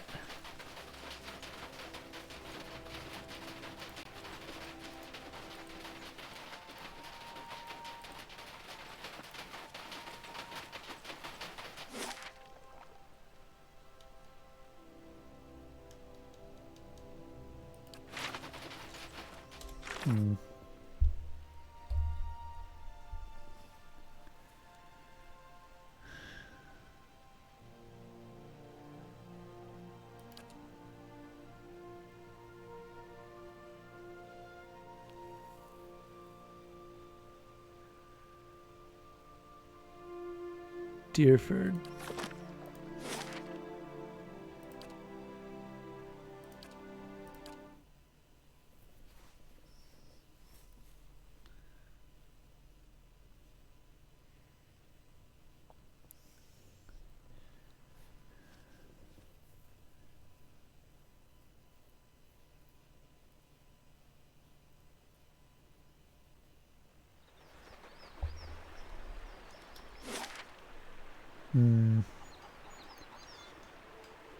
Is it the mill?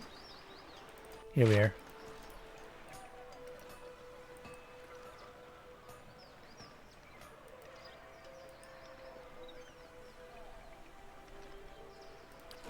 Also, I think we can craft another part of the buildings. We have so much money that I don't know what to do with it all.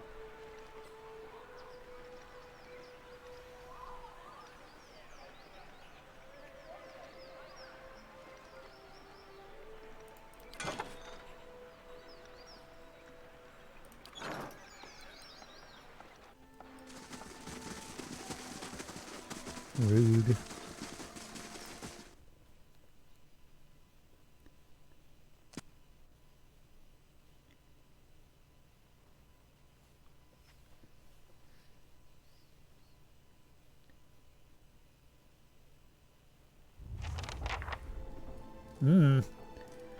Put the blade down, boy. You scarcely know how to use it. Hey, help me, please. They're insane. One of the paladins takes a step to the side, swiveling to face you and Eska both. He sizes you up with a lazy sweep of the eyes. Well, who is this? Ah, the foreigner. You'll have to wait your turn. We have a contract to wrap up. Contract? I've seen my share of feuds in the Deerwood, but Stalwart's something else.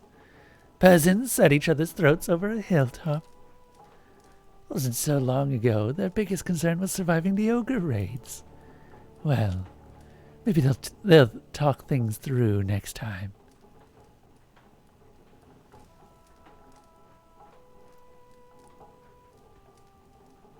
That's a flimsy justification for murder. A show of force impresses like nothing else. Not that you'd know, I suppose.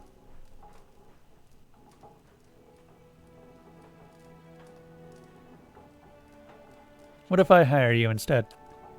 To do what? You'd have us rescuing kittens. There's some relief in Sebastian's laugh. Focus on the intruder. We'll kill the sun afterwards. I don't think that you know who you're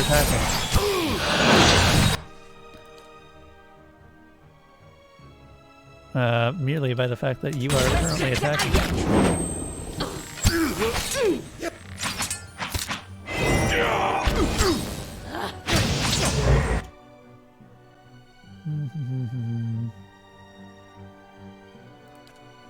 You know, I've never tried using this spell.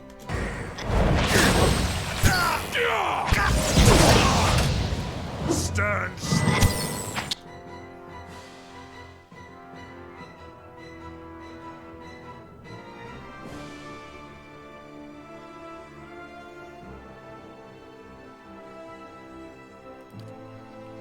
Clonk.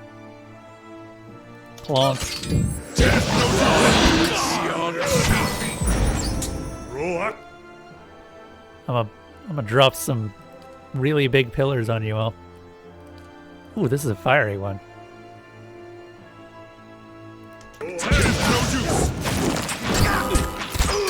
Levaru.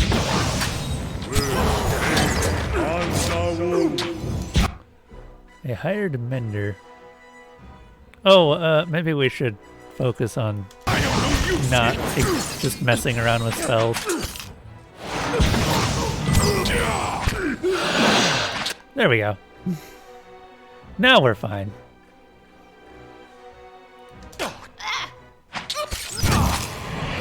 Use one of the really big destruction spells. That sounds fun.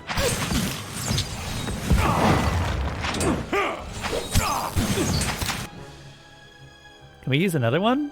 And just stack them up?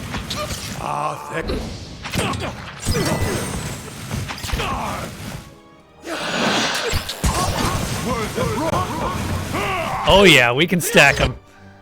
Oh yeah, we can stack them.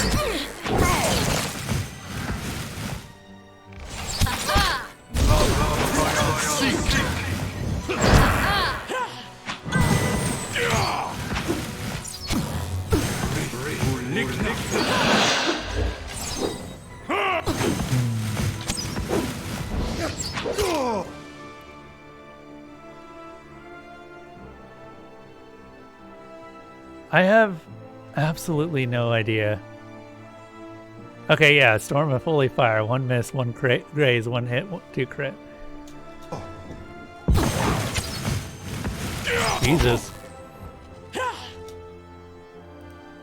Pelagina, do you want to just do this thing?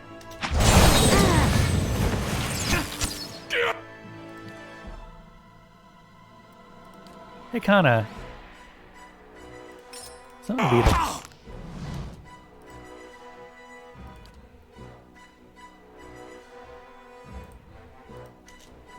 It's on me. Very dead. It was good to actually mess around with some of the bigger spells. Eska stares at the fallen paladins. The dagger trembles in his hand. They told me that they killed my parents. Is that true? At least you survived. I never believed Kern could stoop to this, that rotten bastard. Kern sent me. He didn't intend for anyone to get killed. Who cares what he intended? That bastard... I'm going to see to it he regrets everything he's done. Revenge is what started all of this.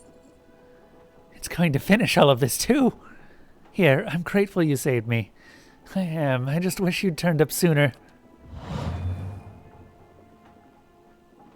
Well, that's not good. I'm here. Anything of interest here?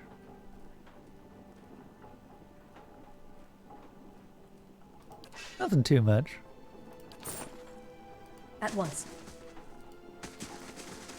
Jesus, Kern was ripped. Also, we just leveled. So that's nice.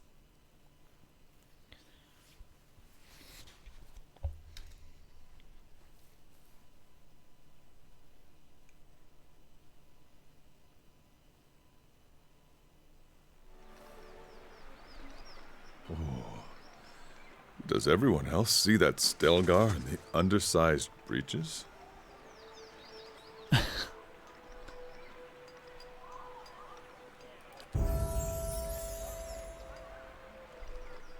So that's what the bow looks like up close.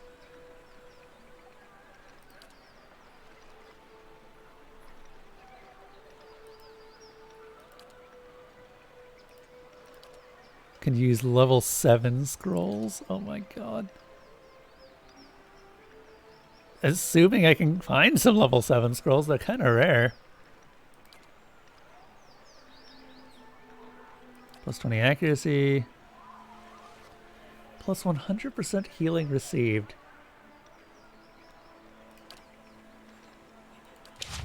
Wow. Following your lead.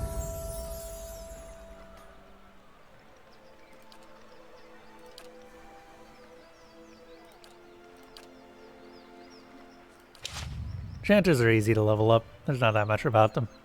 I'm ready. Pelagina is not quite that easy.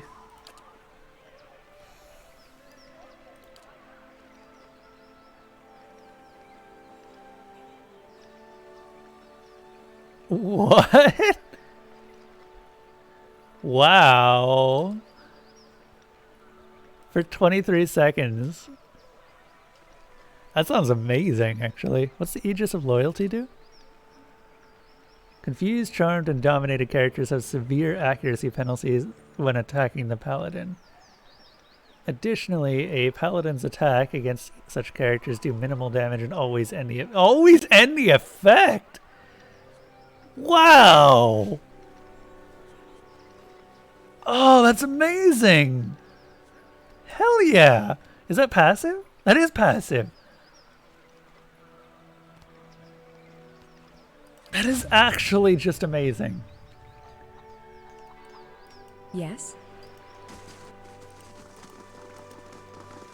Like, Pelagina just punches someone and they're back to their normal selves.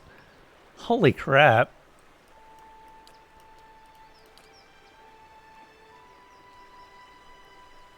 God, if I'd known that paladins had something like that up their sleeve, that's just the ultimate in defensive mind stuff. Okay.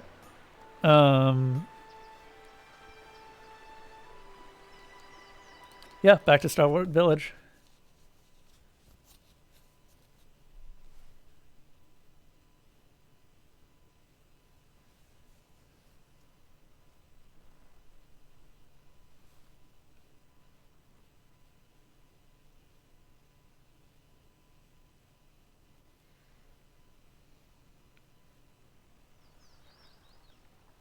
Zawa, how is it the Nalpazka are so untroubled by ridicule or self-doubt? Can such techniques be taught? You do not have what it takes to learn. That's ridiculous. I've always been an attentive student. I have 3 degrees. And your nose is too big for your face. It may be a little ungainly, but it's... Oh, I see now.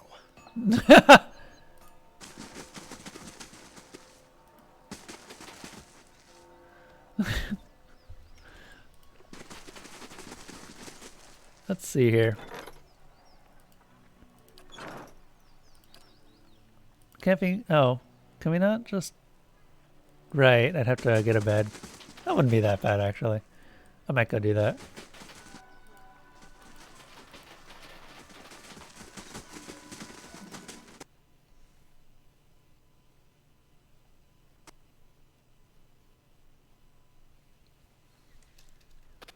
There must be something to increase might.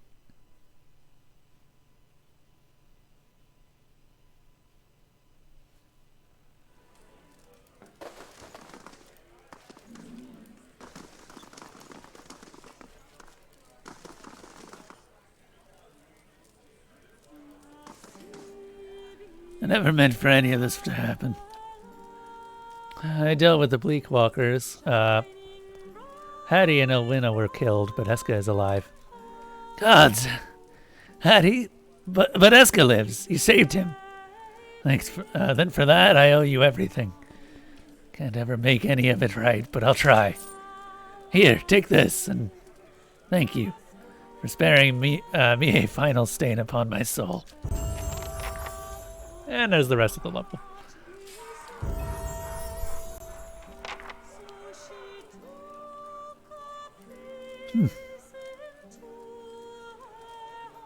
I think I'll actually just save this. Now, I do like Brute Force. Eye of the Storm is pretty good too.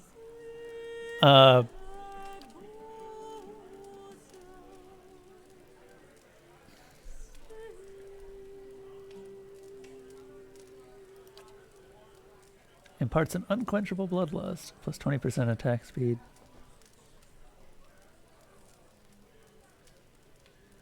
This is passive, and honestly, bloodlust is really good.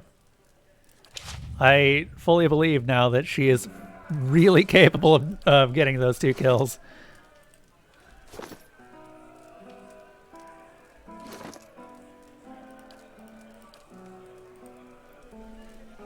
Edwin's Redeemer. Gonna kill more enemies. Yes? Back to warm your hands, eh? What can I do for you? Top like quality.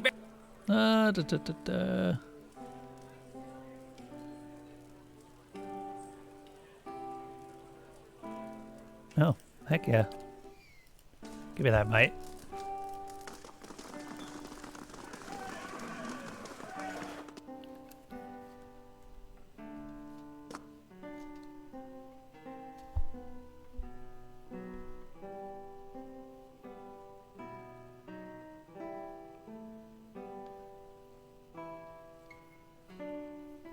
All right.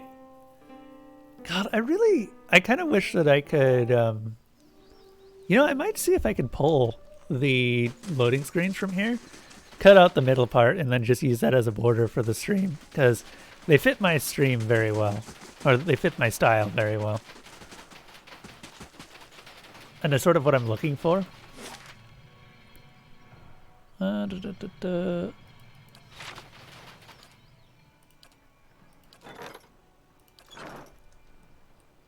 Maybe I can try making some my own, or some on my own, and just see what I can do, because that might be interesting.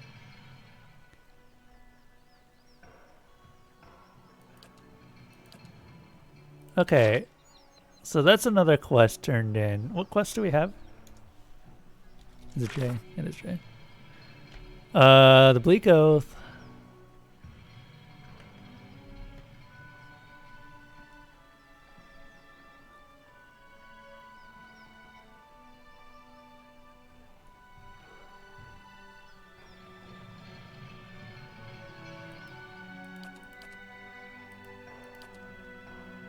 I still haven't found Magrin's Faithful because I don't know where they are. There's the Siege of Cragholt, Burden of Memory. Still need to repair the artillery lift. Damn it. You need one more level.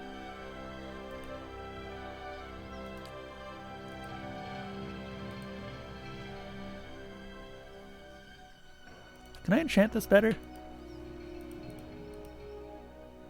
What does the White Forge do with this? Plus 15% of incoming crits converted to hits, minus 15% armor speed. That's really good. Oh wait, no.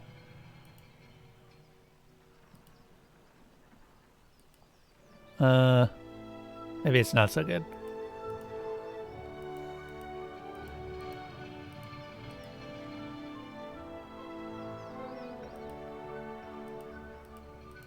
Constitution 2.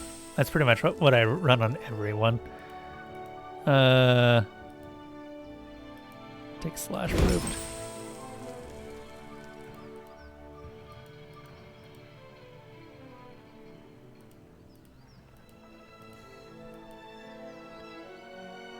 Bog Dragon Scale.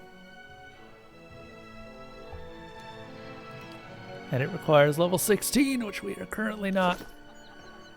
We are on our way to level 16 now. Yep, 15th level. We're pretty high.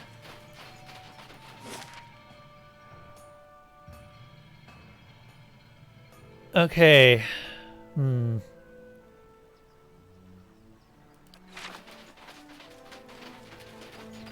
Hold up. You're also pretty close to another level.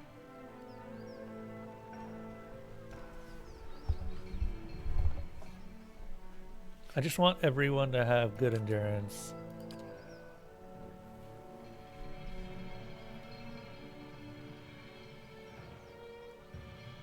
I didn't realize that int increased area of effect. Heck yeah.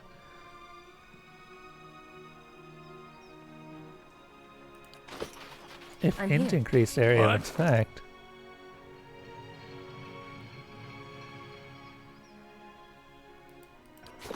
Yes? I might have to start. Damn it. You must gather your party before venturing forth. I may have made a mistake in my leveling plans. Oh well. It's Fine.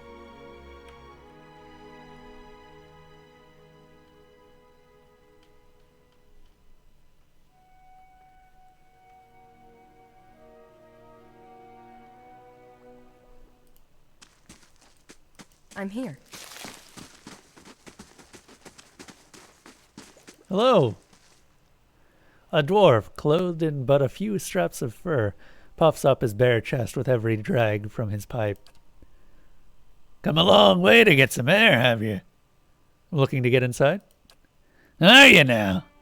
He pulls the pipe away from his clenched teeth and points its long stem to the path ahead. As far as I know, straight this way. Middle path on the right with the ruined arch. If they let you in, of course. Andrites are none too friendly, but to their own. My mistress went through the archway. Spoke to some guards there, then headed on. He bites down on his pipe with a sour expression. They got eyes on the other paths. Cast me dirty looks from afar when they passed this way.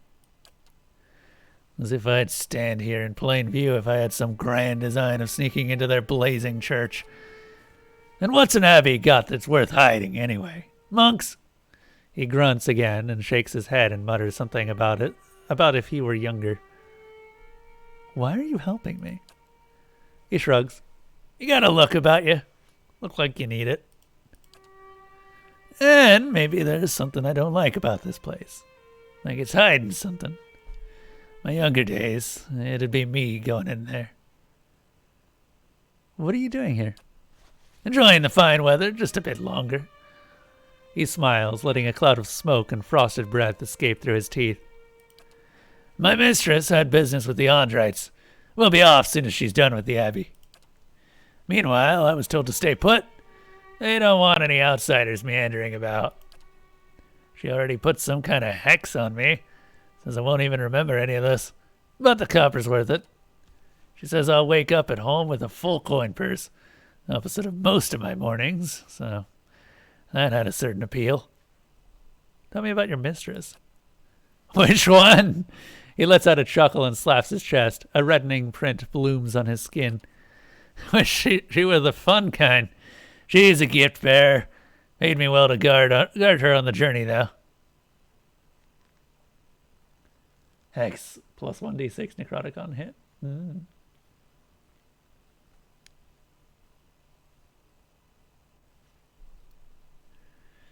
you know of any other ways into the abbey? Nah, but it's an abbey, not a fortress. You can bet it's got holes like any fat old monster. Supply passages, escape routes. He shrugs as if it were a matter of course. I'd be lying if I said I'd never explored one uninvited when I was too young to know better. Help myself to its relics. Let's just say if a certain war goddess has her way, I'll be living my next life as a dung roll bug. Ended up raiding a Magran shrine. Doubt we'll meet again. Any luck, my mistress will return soon. Hope you find what you're looking for. Wow. Hard to imagine a whole sect living out here. But I guess that's Even the our point. visitor is to be turned away, he said. What interest would our quarters hold? Our quarters aren't the worry. It's our brothers and sisters below. Hold it! Who is there? Kyoto is waiting for me. I'm the Tidebringer. The guard's eyes narrow. How can I be sure? We are in the final days of Meckwin's Tide, a time of transition for our church. My presence is no accident. The guard relaxes and appears relieved. Forgive my caution. We were told to expect you. The High Abbot awaits you inside. Lore for the win.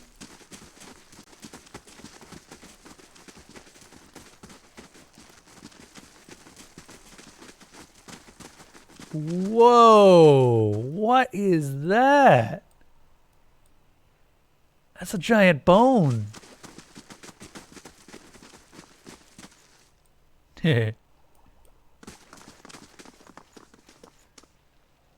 Andrite Title Fist. It does look like a leg, yeah. Interesting. Well, they let me in, so I'm happy about that.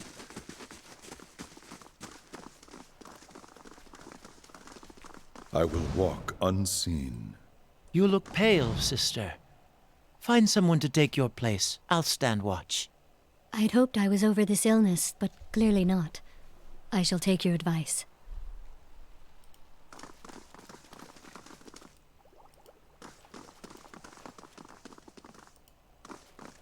So they believe I'm the Tidebringer right now.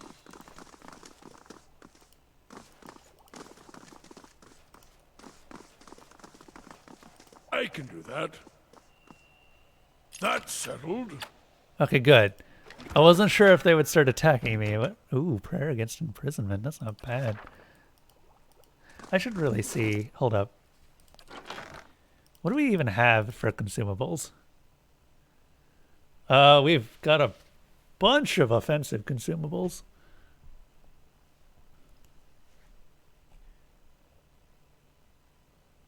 Squad's looking tough. Oh, yeah.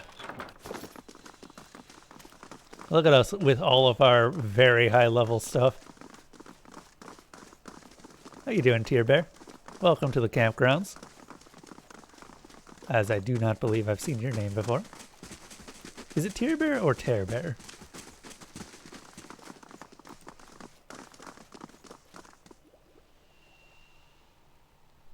Andres, I guess I go inside? Not really much else. Well, let's take a look up top. Also, I should probably put it on speed.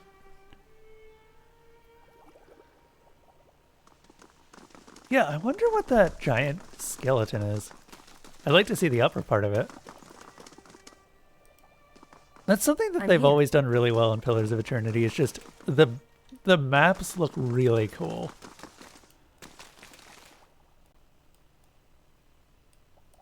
Oh my. So they let you my. through. You must be our visitor.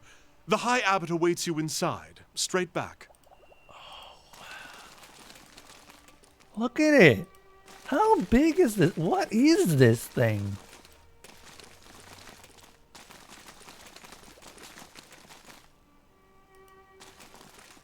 Wait. The only time I've ever seen something of this scale was when I saw the Andra Giant. Is this like, or not the Andra Giant, the Adra Giant. Is this like the Adra Giant but Andra?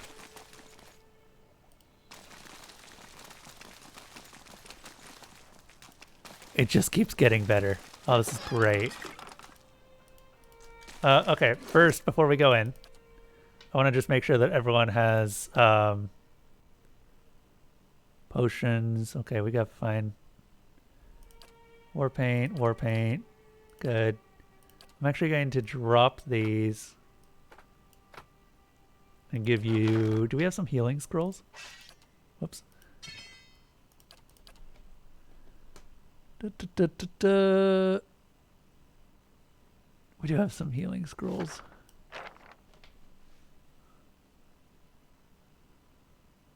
Also, some concussive scrolls.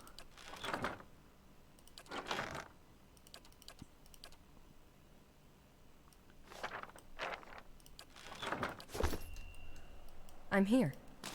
Might as well use the scrolls while we've got them, right?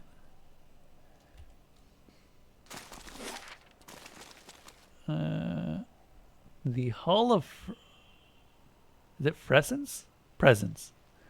Passage of Andra. I want to look around, but I'm actually not sure how willing they are to let me look around.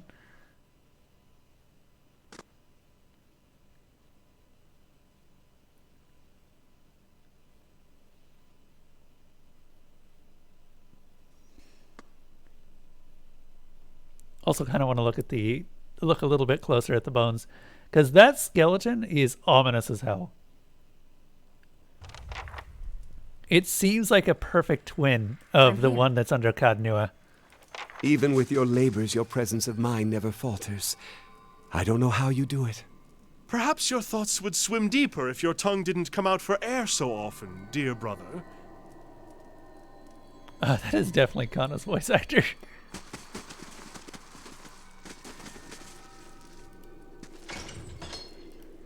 Maybe there's some quests I can pick up. I never knew. Did you hide in the White March after that? As far away as I could. simple The test. Dominels didn't That's care I was a settled. gift bearer. Evidence is evidence.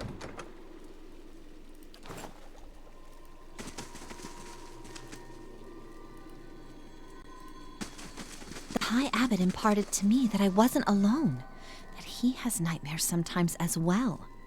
Truly? Oh, it surprised me to hear it. He has such a peaceful manner. Andres don't seem that bad.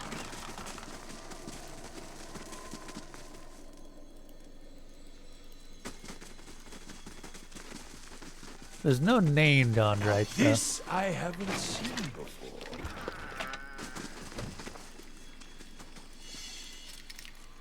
That was lucky. I don't know what a freezing rake trap does.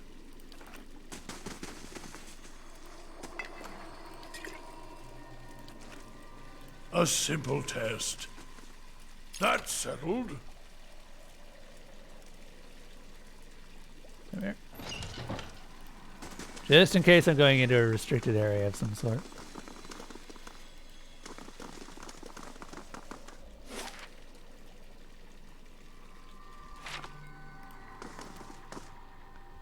Ah, there's High Abbot Kyoto.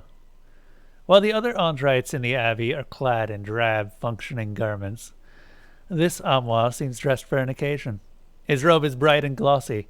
His neck and arms are bedecked with jewelry. The symbols of his goddess are crowded into every available space. Ah, good. The Conclave has elected a Tidebringer after all. I had begun to worry. He looks back up, noticing your company, and nods. And they took my advice in providing you an escort. Very good. I am sorry I could not make your journey easier. This is too convenient. I am Kauto, the High Abbot. I came as soon as I could. And just in time. The May Queen's tide is nearly past its peak. Much longer, and we'd have had to wait another year. The rules of the Rising are quite clear on that, unfortunately. When you are ready, we will begin with the recitation.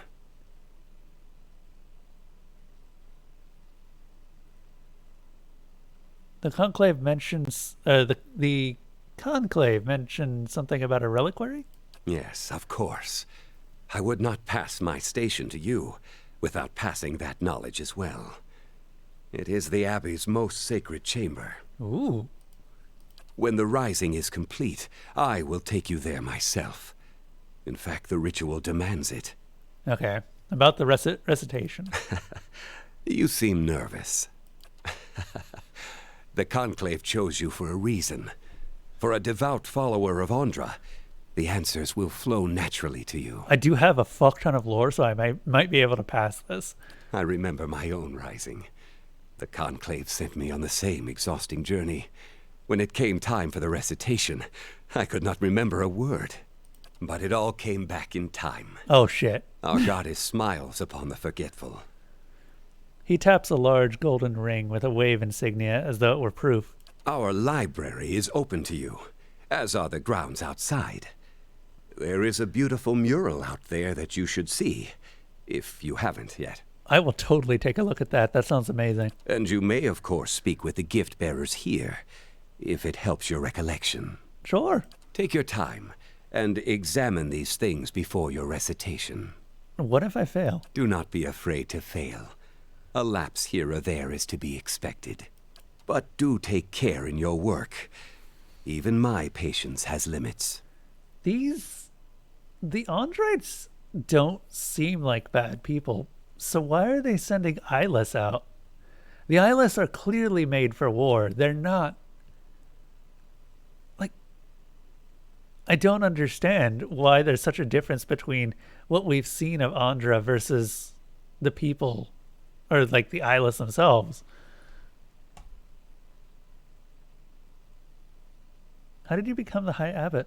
I was elected by the Conclave, as you were. But you already knew that much. Sure. It was unexpected. There were others more accomplished. I was merely a scholar. But they each had their faiths called into question, and no one could find cause to doubt mine. He smiles proudly, exposing for the first time yellowed, worn teeth. He seems conscious of your gaze and quickly hides them again. It was such an honor to become one of Andra's most trusted servants. It was hardly a choice at all. How are you so certain I am the Tidebringer? If you were not, you would be the first person to stumble across this place in all my years here. Andra protects us in this place. The faithful who stand guard here do it in her honor, not because we are vulnerable. You are our Tidebringer, aren't you? In truth, I came here to enter your reliquary and call off the Eyeless. I do not know how you came to know of this place, or the things you speak of, but know that you shall never speak of them again. Of course.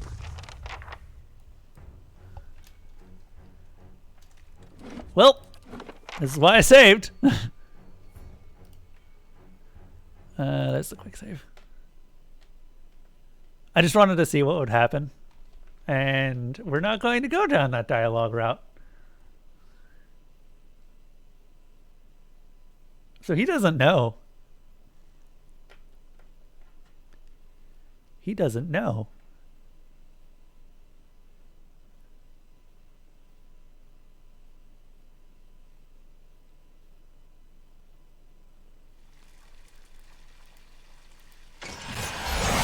That I'm here. Is some really interesting news.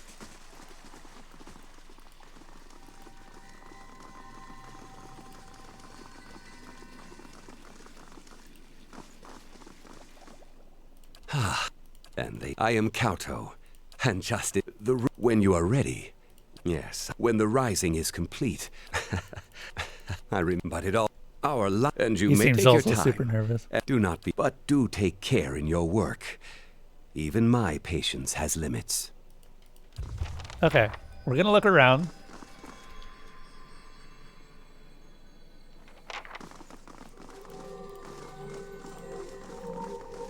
He seemed preoccupied. I expect I would be too in his position.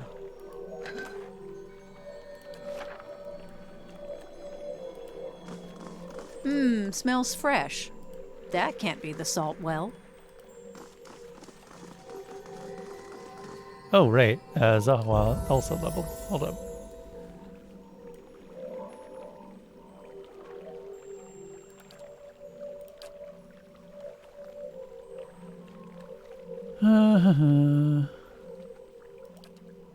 Enervating blows.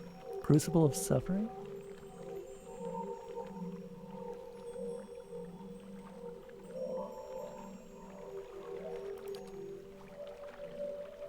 By targeting certain points on an enemy, the monk is able to inflict physical weakness.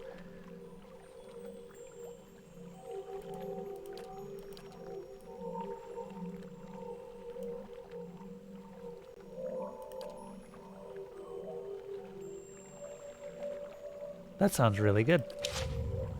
Considering that I frequently forget to actually I'm here. use wounds.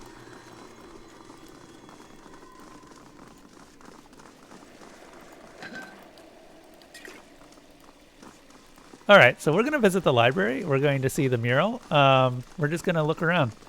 Because this place is big. Far bigger than I was expecting.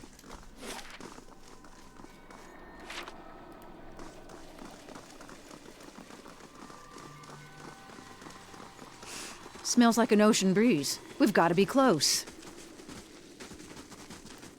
They call out sometimes. Even the guards below think it's strange. For Andra, most like. They surely long for her embrace. Hmm.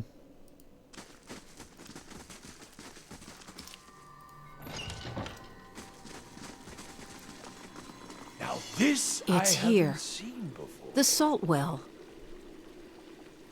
In the room is a pool. It's small, but deep enough that you can't see the bottom. The glassy surface almost looks frozen. So does Menaha. She stands rooted in place, staring at it. You know, I thought it'd be bigger. Looks deep anyway. Gift bearers say the heaviest regrets and greatest sorrows get left here. So it better be. She peers in. I thought you'd be diving in by now. You know how when you've been thinking about something so long, you're worried that when you finally get it, it won't be what you expected? She tugs at one of her bracelets. I mean, for all we know, that thing's just filled with leeches. You're stalling. Don't remind me.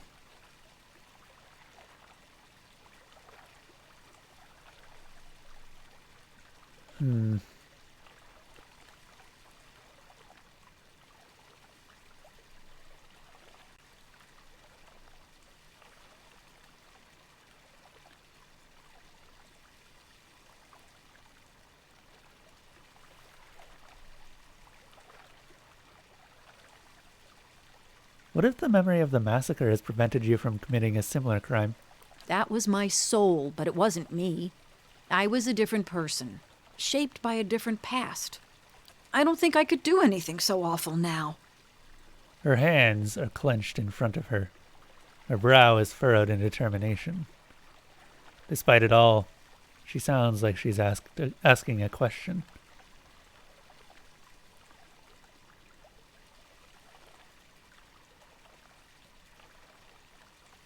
You said before that you can feel the rage that drove your past self. How can you be sure you aren't capable of similar violence? I was afraid you'd say something like that. She stares at the wall for several seconds. My parents always said that anything that seems too good to be true probably is. You spend so much time searching for a way to fix what's broken. You don't see that the fixing would only break something else. She kicks a pebble into the pool. It falls in without so much as a ripple. Only one thing left to do. Manaha pulls a rolled cloth bundle out of her pack. You recall seeing it earlier. She snaps the leather cords that bind it and unfolds it to reveal a wine bottle. Took this from the Marcheso's cellar the night I was awakened. One of the finest vintages there. Been saving it to celebrate my new start. I think it's time to open it. She jams a knife into the cork and twists it with a squeaking pop. A lush, jammy aroma wafts from the bottle. She holds it under her nose and breathes deeply. She puts the bottle to her lips and tilts it back. After a long, slow drink, she smacks her lips. A few years past its peak. Good thing we're enjoying it now. She swirls the wine in the bottle before holding it out to you. The best burdens are the ones you share. Manaha passes you the bottle. An unpleasant sharpness has crept into the wine, but it's an enjoyable draught all the same. Together, you finish the bottle. Time to make some good memories. See, that's what I was hoping. So, some of you haven't seen the rest of this game. It's a long game, but I was really dissatisfied with most of the follower quests when I was actually playing before. Durance especially has a really interesting follower quest that ends in you discovering that his goddess actually can't see him anymore. It's not that she's forgotten about him. She literally does not know he exists. And you'd think that that discovery would change a man. But no, you didn't get anything for it. So it always felt a little bit dissatisfying, I guess, to discover that and then just he doesn't get anything for it. Having Tell me. her actually gain something is really good. At least for me.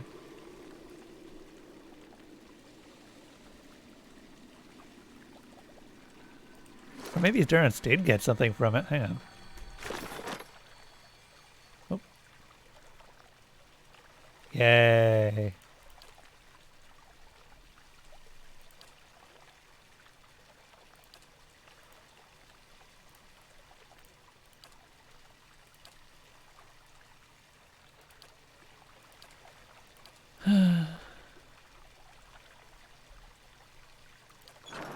Yeah, let me actually take a look.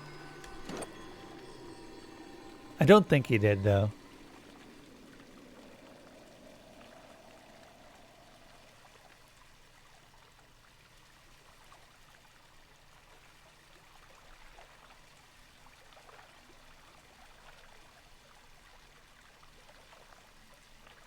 Talents.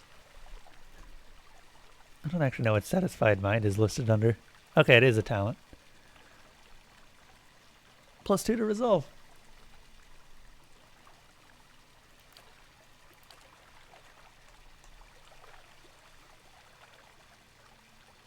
Yeah, no, Durance didn't gain anything like that.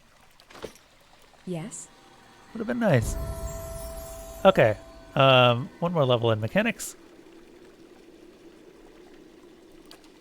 Since Durance is in fact our person for doing stuff. Devotions of the Faithful is really good. And just having it as a free spell would be nice.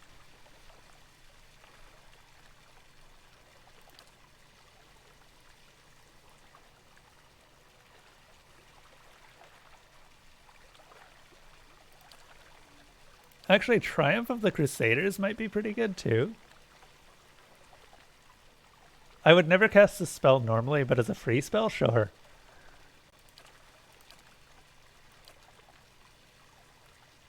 I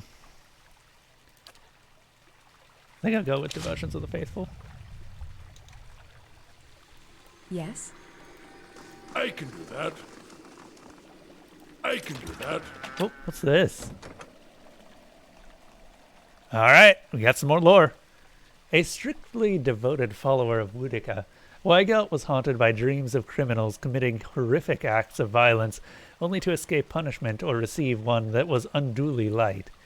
She came to believe Boudica was speaking to her through these dreams, demanding these people receive justice.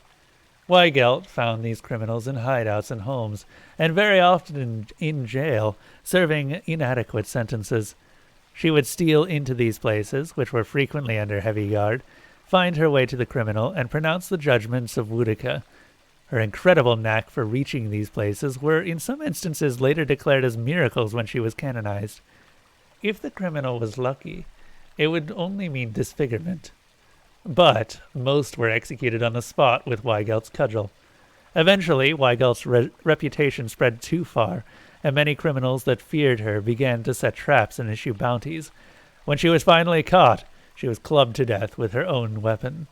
It is said that with her final words, she declared that she was a murderer and that she deserved this fate. Saint Weigelt's cudgel is a simple spiked club with a leather-strapped handle.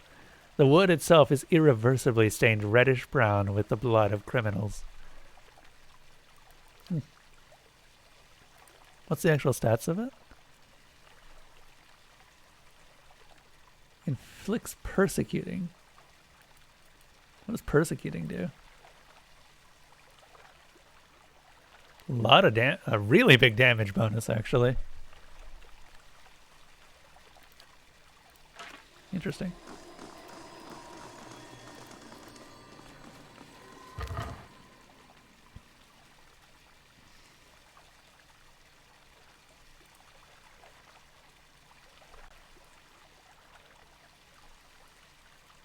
Instill doubt when endurance drops below 80%. Gwyn was a young woman from the Forked Vale who was engaged to be married to a farmer from her village. Her parents were thrilled about the match, yet as the day of her wedding drew near, Gwyn suffered from horrible nightmares that she was suffocating. She would awaken, gasping for breath, but otherwise unable to move. She told her parents about these nightmares and the horrible weight that seemed to press on her shoulders more and more each passing day. They assured her that the nerves would pass, but they didn't. On the morning of her wedding day, when the sky was still gray and a heavy mist hung over the field, Gwyn snuck away. She thought a long walk might calm her, but the further she got from Forked Vale, the better she felt. By the time she reached Pearlwood Bluffs, she realized she had no intention of turning back. She spent the night at a little roadside inn. on the charity of the owner, and after a hot dinner and a good mug of ale, she enjoyed the best sleep she'd had in months. When she woke, her hostess pointed her to Defiance Bay. She reached the city and quickly found the port. She had nothing of value besides her betrothal ring, which she traded for passage to Idir.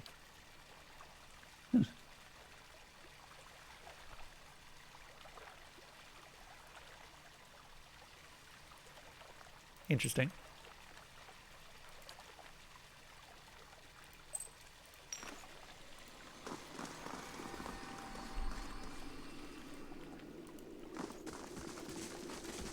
All right.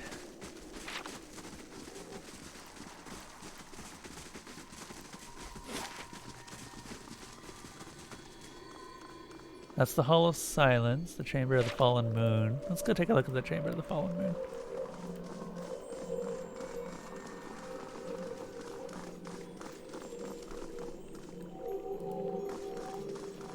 A massive crystal, its jagged edges iridescent with an unearthly glow, pierces through the dome. Mosaics and tiles have been carefully arranged around the strange rock. A gift bearer, Biska. The gift bearer holds in her hands a gem the size of a fist. She draws curved lines in the air over it, then tosses it into the water. As the gem hits the water, it disappears from sight, as though it had dissolved. What happened to the gem? What gem? The gem you tossed in the pool. I remember no gem. You tossed it in. How could you have forgotten? The pool is blessed by Andra, Tidebringer. I don't understand. All that belongs to Andra is forgotten, and all things forgotten belong to Andra. She stares into the pool, entranced. A thin film of iridescent dust floats on the calm surface of the waters, obscuring its depths.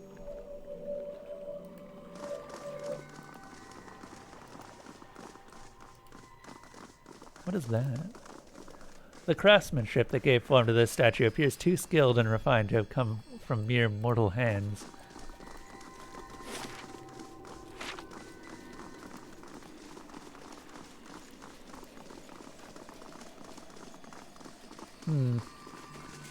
What is this? Food. Food is what it is.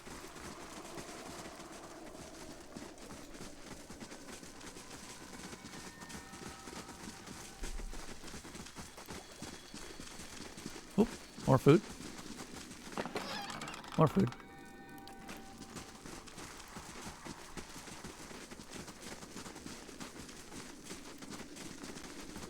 Thank God we haven't had to fight anything since we came here. Or should I be thanking Andra since this is her citadel?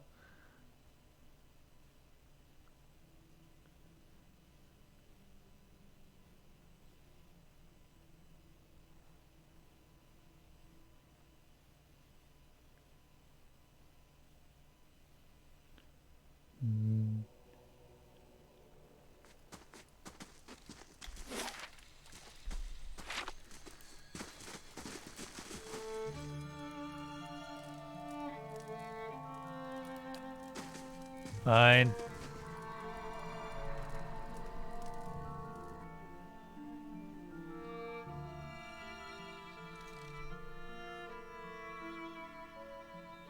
Don't want to piss them off quite yet.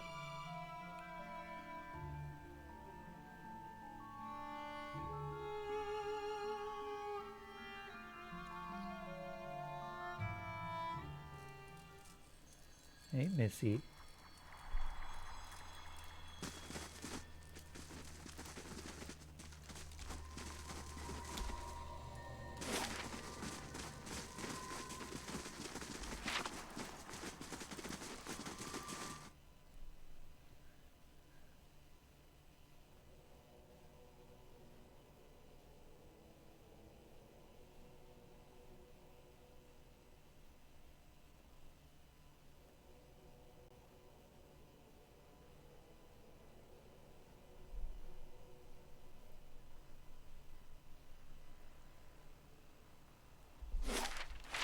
Okay, then.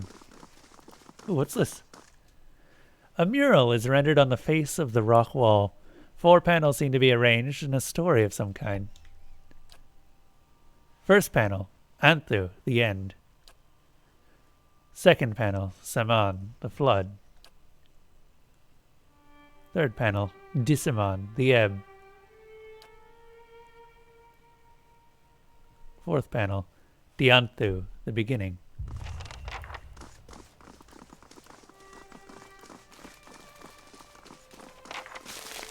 This is really great because I'm guessing that the recitation is going to be a test of lore. So as long as I am good about relearning what I need to know about Andra, things should be fine. I really love that each of these DLCs is just about one of the 2 gods that wasn't talked about very much. Because Abaddon was talked about in the main game, but just almost non-existent, really.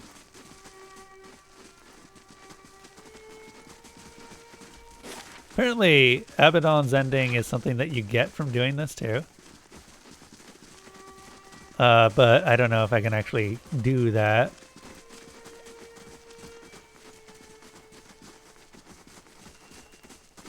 Let me go over this way. I should not have peered over the edge. I could see no bottom. Ha! Perhaps if you pray, the lady will allow you to forget.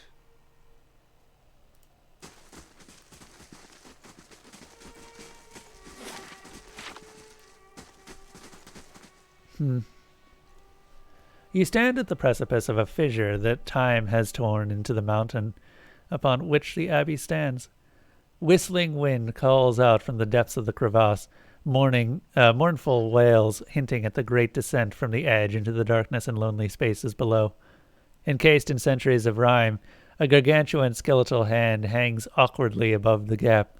Its fingers are splayed in a pained pose, ice preserving the circumstances of the victim's death long after the flesh has rotted away. With only the ominous moaning of the crevasse to disturb your thinking, you consider your options.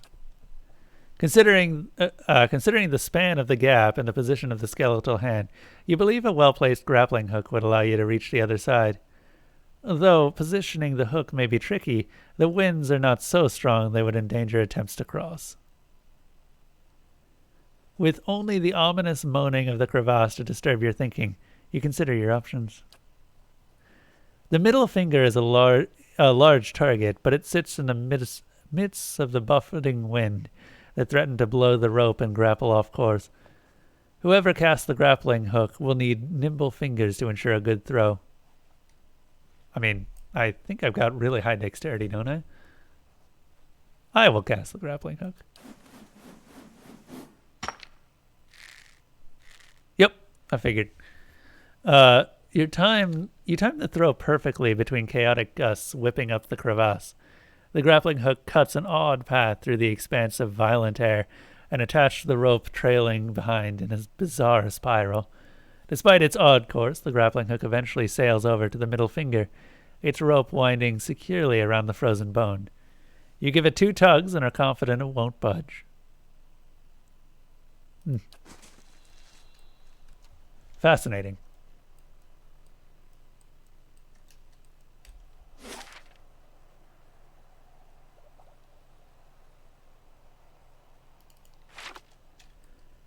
Okay, let's go take a look at things.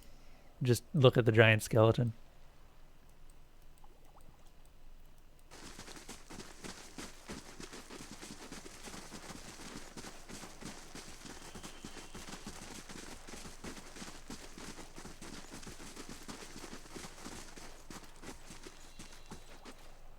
The currents of wind bounce off the jagged rock, rising to meet your face with a freezing touch.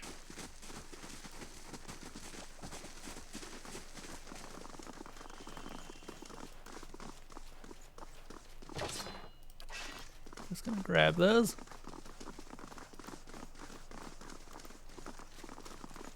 The Tidebringer. It's been so long. My soul is ready, brother.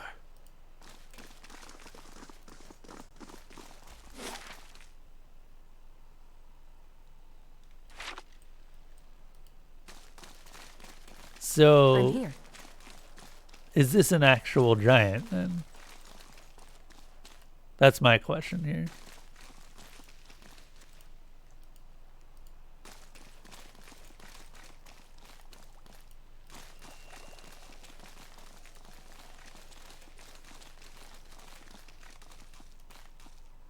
This giant wrist bone ends without providing any clues to the location of its matching hand.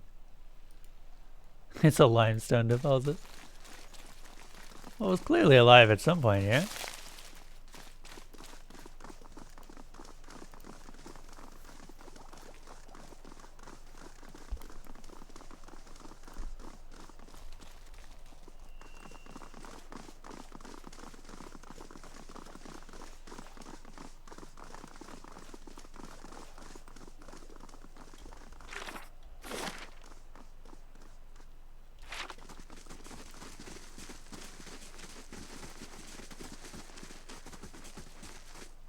A coppery sheen glistens under the layers of ice that cling around the giant femur, with the colors of a rainbow.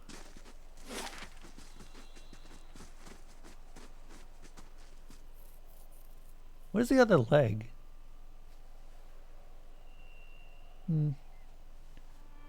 Alright, let's go take a look at the library.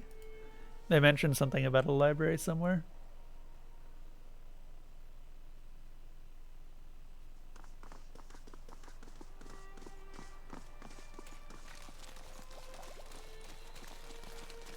Such a strange facade. I have not seen or heard. Whoop. Rip that.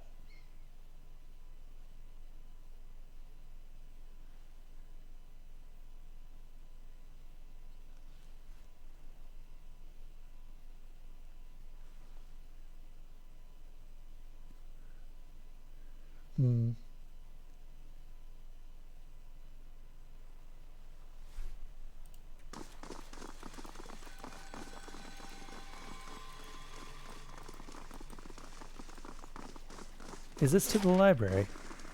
The reliquary. Halls of Silence. Vaults of Forgotten Thoughts. The Crested Quarters. Well, let's take a look at the reliquary, I guess. I don't know if I'm allowed to be up here, but who knows?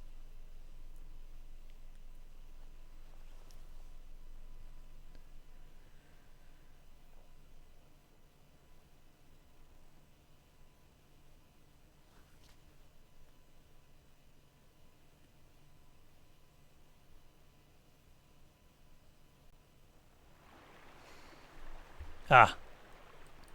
A long time ago that was. Saw the abbot holding the witness, and the veil of tears parted for him.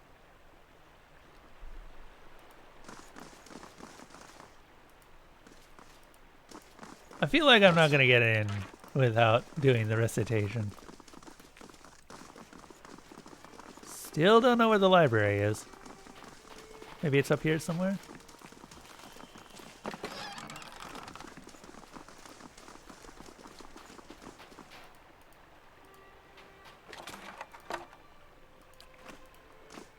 Good old camping supplies.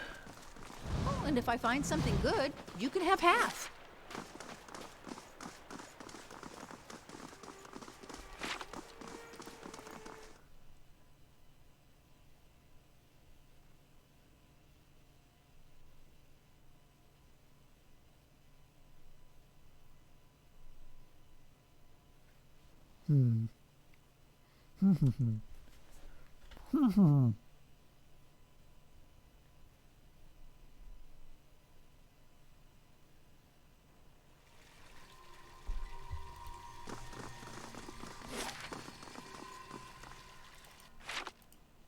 Is this the library over here?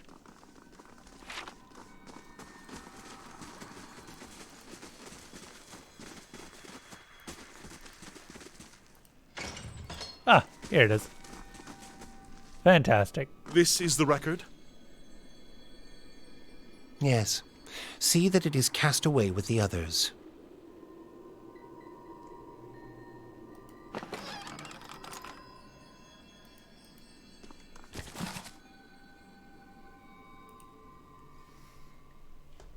Of all the stories of all the gods, no doubt one of the most charming is the legend of Abaddon's hands. In some culture, Abaddon's hands are tiny, cheerful creatures that hide in the walls and in the cracks between paving stones. In others, they are silent men of stone who roam distant lands. In all such tales, however, they are Abaddon's constructs, built in his image to continue his good work of creating strong and wondrous things in this world. Thus, upon spying a mighty mountain peak, or a row of Adra pillars, or another natural marvel, parents and nursemaids will tell young children that they are the work of Abaddon's hands. Such is the appeal of Abaddon as a deity, as it is through the legend through his legend that we recognize the familiar shapes in the natural world. Thus, when we see a landform that resembles a colonnade, or an arched gate, or a mighty home, we see a hand and a purpose at work that is not unlike our own. And while Abaddon's own deity as a identity as a construct is alienating to some, to many of us his crude yet practical shape is comforting. While the other gods take the form of birds, beasts, and sea, Abaddon takes the shape of our most common tools and constructions. His debasement is in a body of iron, elevates our own work and labors, and it offers us a grand hope. For if a god could rebuild itself out of iron, what wonders might kith create with their own hands?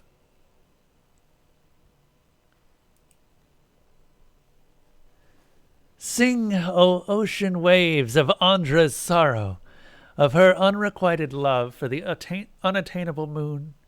Sing of the ocean's sorrow, so that we may forget our own.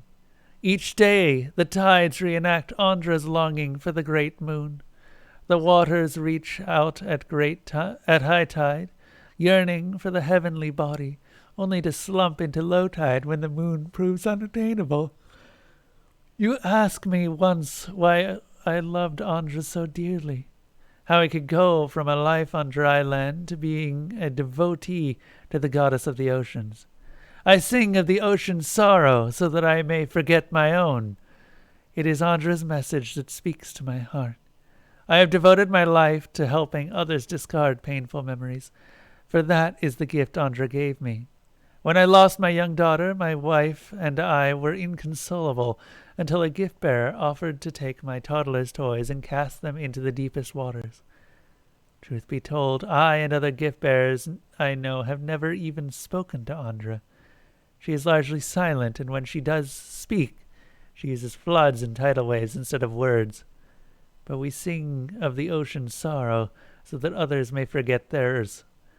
Andra's story, the story of the desire unanswered,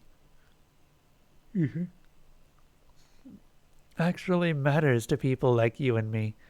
Magrin cannot steer you to victory over sadness. Hylia cannot force joy down a crying throat. Only Andra can give us the strength to persevere when life seems without worth. And that is the answer to your question regarding why I love my goddess so dearly.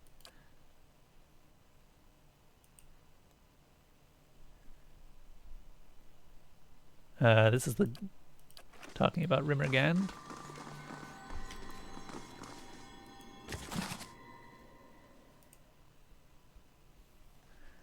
This is all stuff we've read before.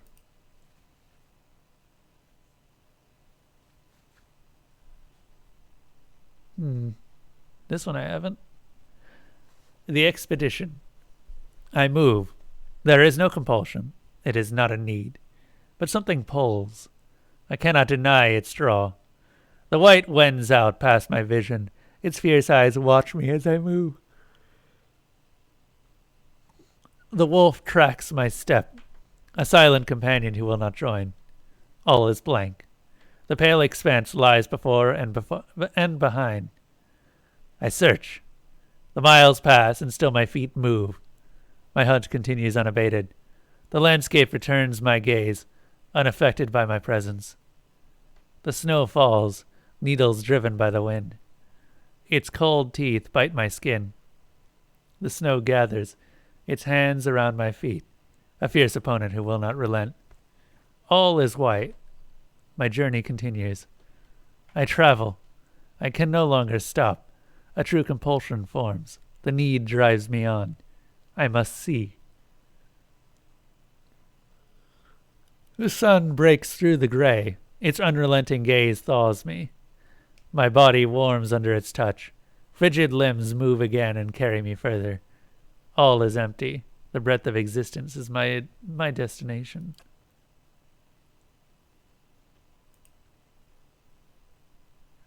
The sea beheld her love, shining bright from on high. She bade him come down from his palace in the sky. Her love could not be swayed, so she took a piece into her heart, and all who saw her grief that day sleep in her bosom still.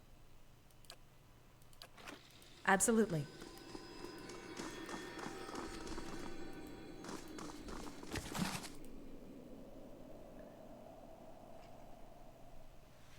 A gift-bearer of Andra is traveling along the road when she meets a woman in tears holding a scrap of parchment.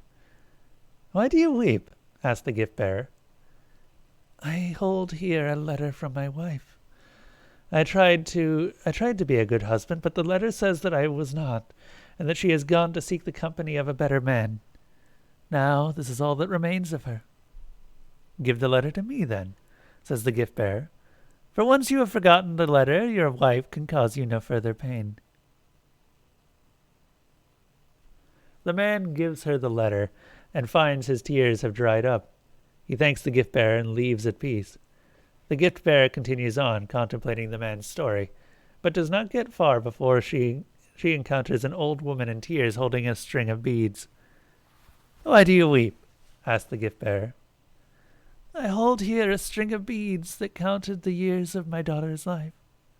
Sickness took her while she was still a child, and she was denied the joys of a full life, and I the joys of a mother. This is all that remains of her." Give the beads to me, then," says the gift-bearer. "For once you have forgotten the beads, your daughter can truly rest." The old woman gives her the beads and finds her grief no longer gnaws at her soul. She thanks the gift-bearer and leaves at peace. Thinking on the woman's pain, the gift-bearer follows the road until she reaches the sea. In her hands she carries the letter and the beads. They are light in her hands, but heavy upon her heart, and she is crying.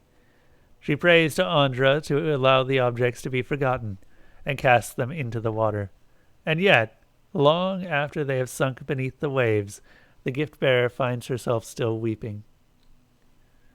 "Merciful Andra," pleads the gift-bearer, "in your service I have helped people forget their troubles. Yet though I have passed them on to you, I feel them still as though they were mine. How can this be?" The gift-bearer listens to the wisdom of the crashing waves until she understands.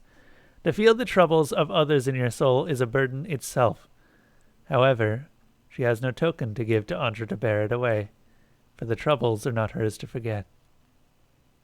"I give myself to you, then," says the gift-bearer. "For once I am in your care. No memory may haunt me."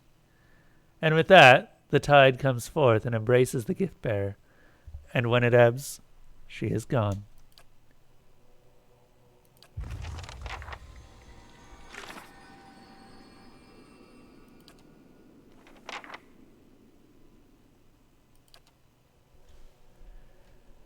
The Abbey of the Fallen Moon. Let's see.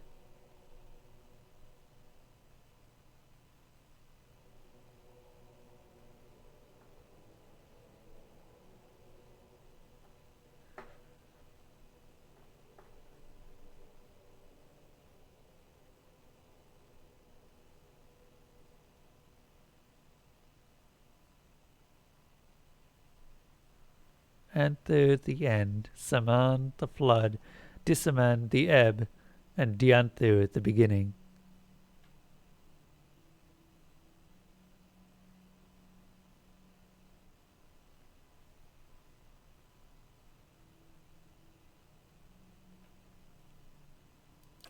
All right. I think we're ready.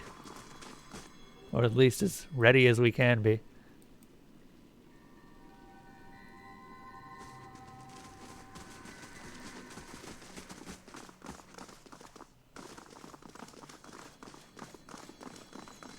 Also, I want to talk to Menaha real quick. Lead the way.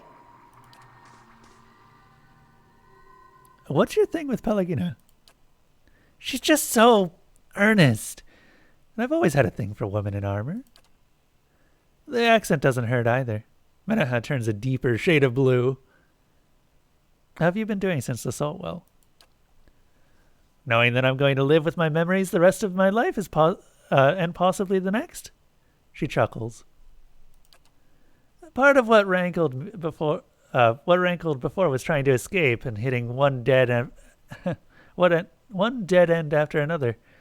She crosses her arms and nods to herself.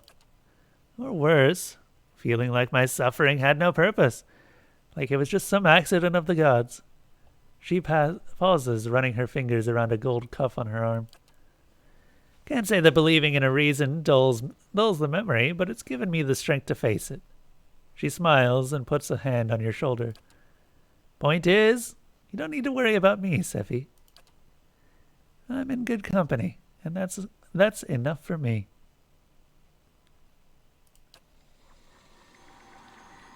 I'm ready. Need something?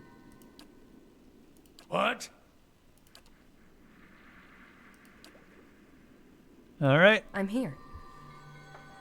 Let's do this.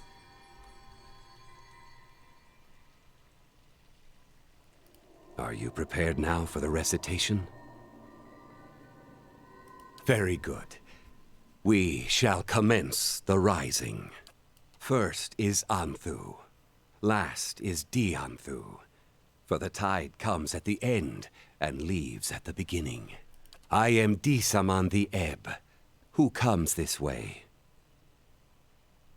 I am Saman, the flood. Blessed be Saman, that washes over the shore and brings the end. Blessed be Disaman, that returns to the sea and leaves behind the beginning. A gift-bearer comes to Disaman and asks him to bear his burdens away.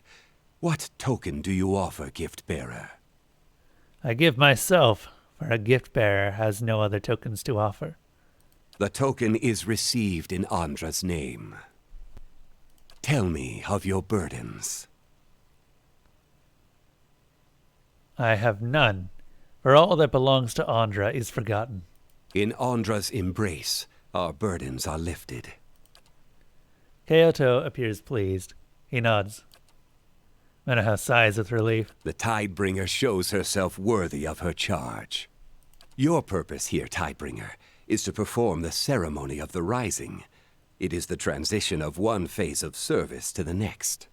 On the level beneath us in the halls of silence, our low-tide brothers and sisters have lived for many years, sealed by their own will. It is time for them to be relieved of service, and for the high-tide brothers and sisters here to take their place. In the halls below you will find a relic, Andra's witness, an aspergillum for dispensing holy water, but also something more. It is set into a device it operates atop a flight of steps. The device will flood the halls of silence. This is the rising.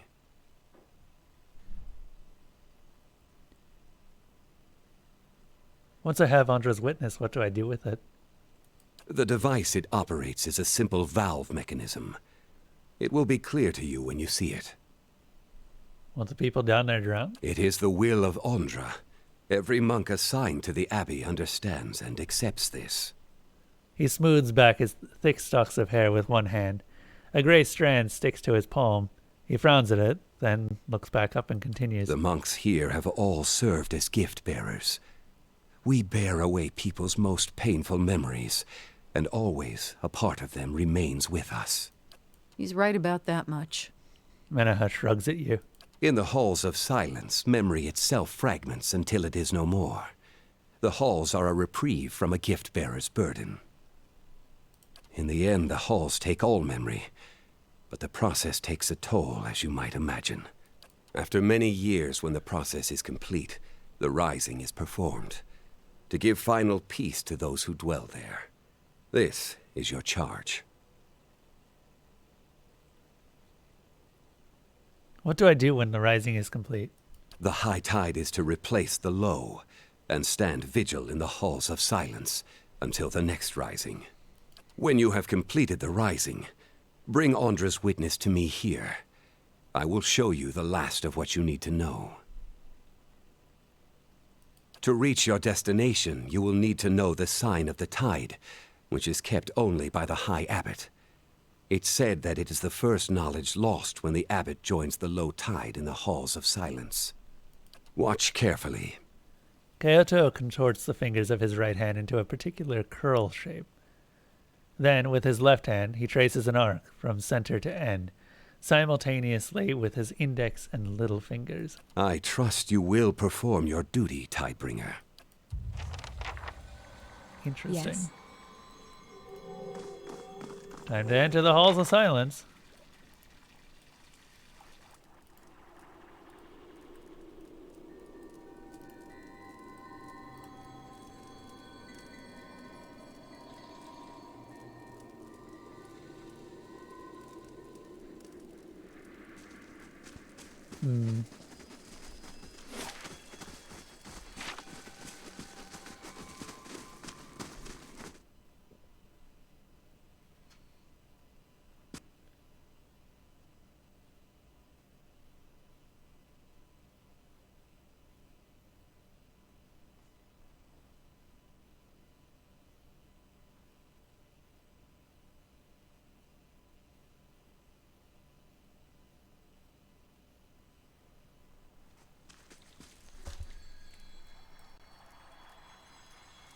Yep. That is Elsa. Would you like to see a bit more of Elsa? Hold up.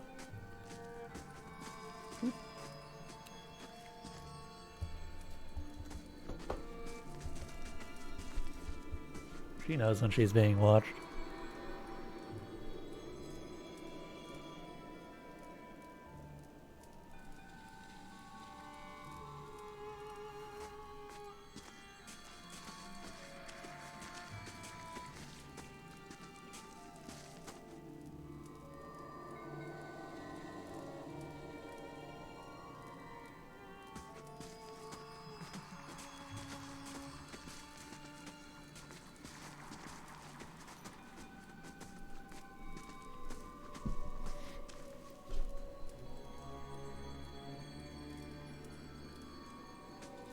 You'd like to request on virtual head boobs. So I figured that people might say that.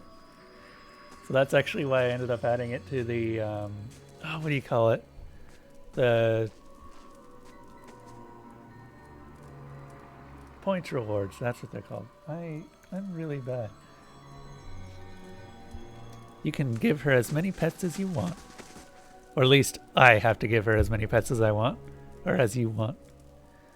Kyoto granted me leave to walk freely. So it begins. You may continue, Tidebringer. Be warned. Oh, we're still on cat cam.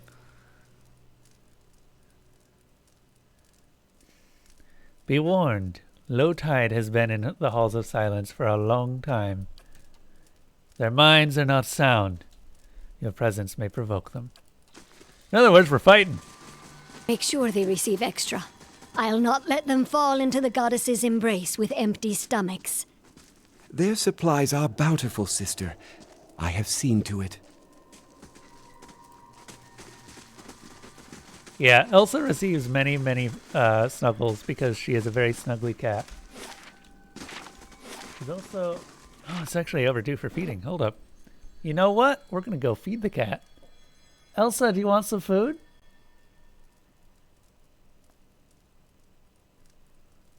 No? Maybe not.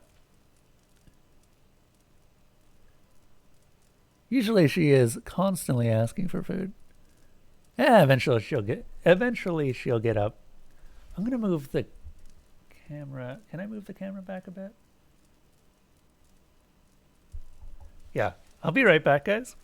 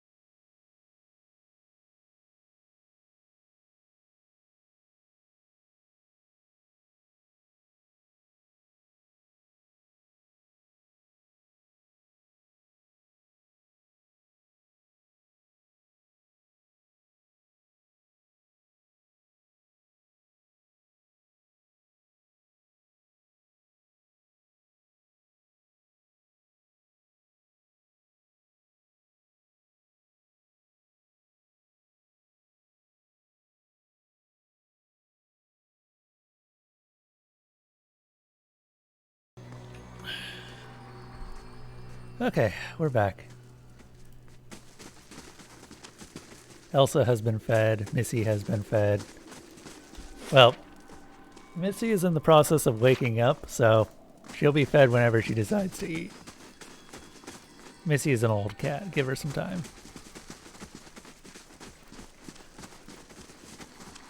Ooh, is that a giant shoulder blade? The massive coppery bones encased under the ice seem to be part of the hips of a giant skeleton. Ooh. What is it with this game and giant people, skeleton mans?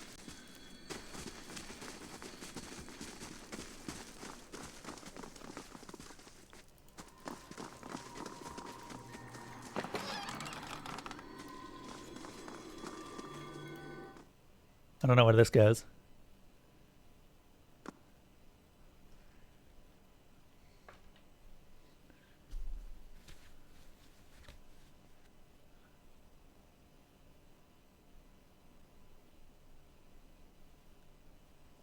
But yeah, I don't like using the face cam for my own face because I'm not exactly, well, I'm not exactly what you consider attractive.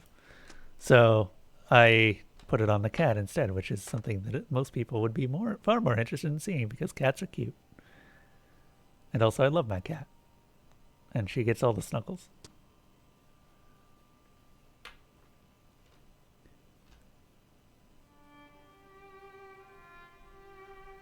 Figured I'd make use of the face cam in another way.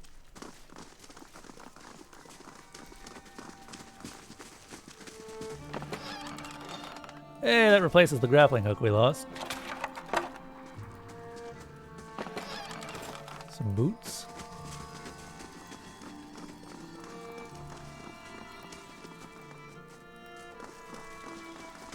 You know you can do more than 200, right? Squad car? You can put a bunch of them in.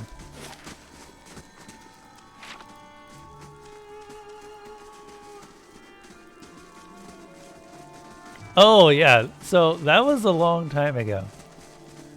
Mind your center. Don't worry. You always knew this time would come. Like, put a I've thousand seen the in other or something side, and see brother. what happens. I'll find its Or are you waters talking again. about when Desalona Warm yelled at and you? soothing.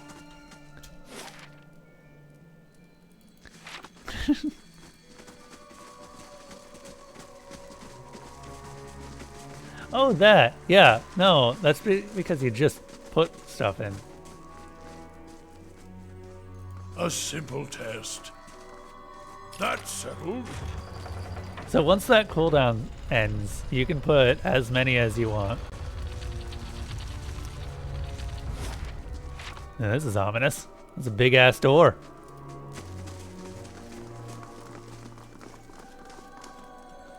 Not a sound.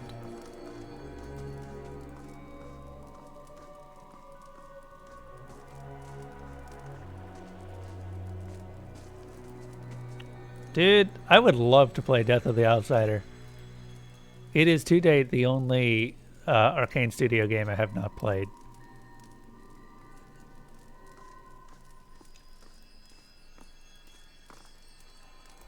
Yeah, you can thank APOC for adding KOTOR 2 to the list. I've never played it myself, so all of the stuff that's on there is blind at this point. Oh, dude, I love Dishonored. I've played Dishonored 1 twice. I played Dishonored 2 once, but I would like to do it again at some point for a Corvo run through. Blah, blah, blah, blah, blah, blah, blah, what are words? Ooh, hello. What are you? Let me just waltz right up to you and say hello to your dead soul. Hovering over a skeleton half trapped in ice, a faint trace of essence lingers in the cold air of the cavern. You let your soul envelop the essence. Memories spread in a thin mist under you, dim and torn, their scattered fragments floating like motes of dust in the twilight. You're walking into an oblong chamber. The stones of its underground walls glisten, still wet from the floodwaters. A hand clasps on your shoulder. You hear her whisper, "Arthrek, I don't want to look." The memory vanishes, and now all you can see is a slab of stone. You're staring at it, just inches away from the wall. Your fingers trace circles on it, digging into the moss that clings on its weathered surface. You're not sure how long you've been touching it. Perhaps you've always been. A scream jolts you. Its echoes thunder throughout the halls. Your ears hurt, a pain that digs deep, burrowing into your head like a twisted dagger. You run. Others run. You don't know them. You can't remember them, but somehow you take comfort in their presence. Yes, they will help you with the pain. The noise. You'll kill it. The anger of the memory subsides, and now you're sitting down on steps carved on rock. Dozens of skeletons lie below, beneath the frozen water. Their jaws hang open, silent. Yet, what's that? A low rumble, gargling, growling, or growing, deafening. You snap your head to the side, in anguish to see it. The water, rushing down the halls, pushing you in a torrent of white foam. You fall, your mouth opens to shout, but your screams are muffled as it fills with water. I just noticed all of the skeletons below the ice.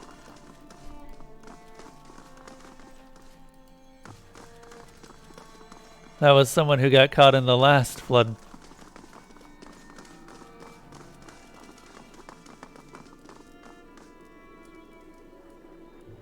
Prey is coming soon, probably. Yeah, Squad Car, when is that happening? I keep playing all these strange multiplayer games that I'm unfamiliar with. Yeah. Smarm, don't like multiplayer. Aimlessly, the dwarf jerks his head side to side as if looking for someone. EFT is the only one for now.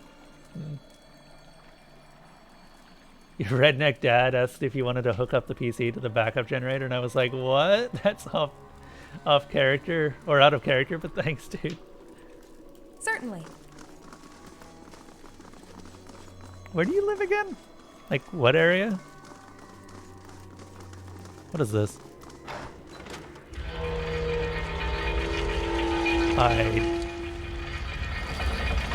Do you believe we are about to do a hurt?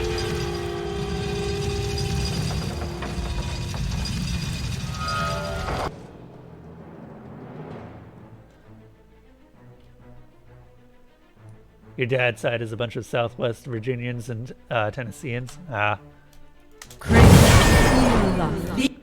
Okay. Okay, first of all, let's go ahead and... Oop. Oh, she's stunned.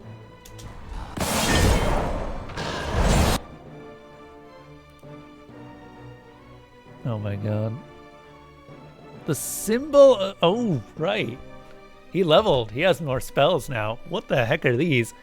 Emblazons the ground with symbols of Magrin, which periodically cause burn damage to enemies in the area and leave them blinded. Sure, we can do that. What else do we have? Watchful Guardian. Wait. Watchful Presence? What's Watchful Guardian do? The priest's faith becomes a wellspring of indomitability for his or her allies. When an affected ally is knocked unconscious in battle, he or she will immediately be revived and have some endurance healed? What? How long does this last? It doesn't say.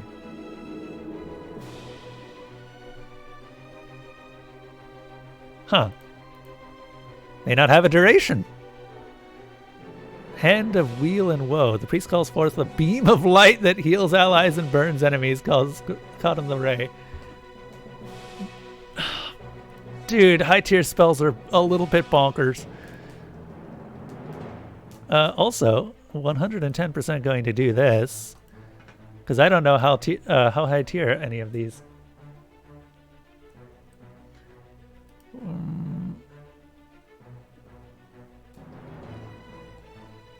Go ahead and drink that kinda, because you just used your spell. Also, what are you doing? Hold up. Elsa's doing funny things. Look at that cat. She's trying to cover her poo. But she doesn't understand that she can only cover it inside certain things. There's a monk, there's a cipher. Is there a priest? If there's a priest, I would like to mind control them. Monk, cipher. It's just monks and ciphers. Okay.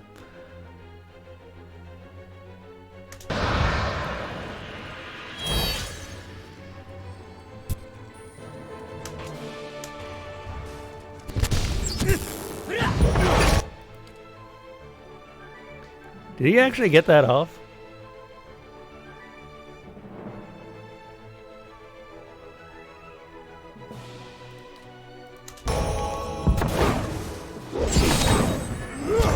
Oh my god.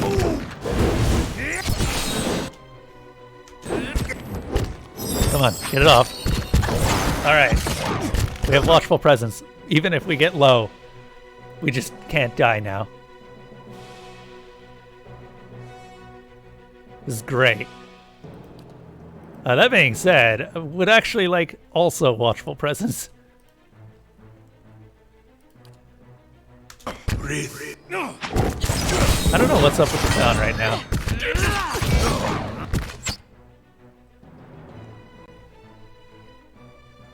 Oh, can we not have watchful presence and watchful guardian at the same time? Oh, that sucks. Okay, well, shit. Go ahead and do that. You start healing yourself.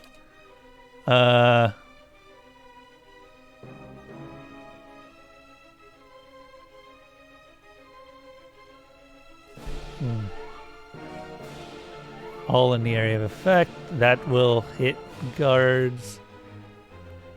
Can we do Devotions of the Faithful?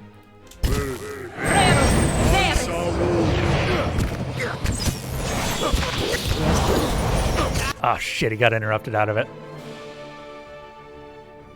I think? No, it did go off. Okay, sweet. Go ahead and frenzy.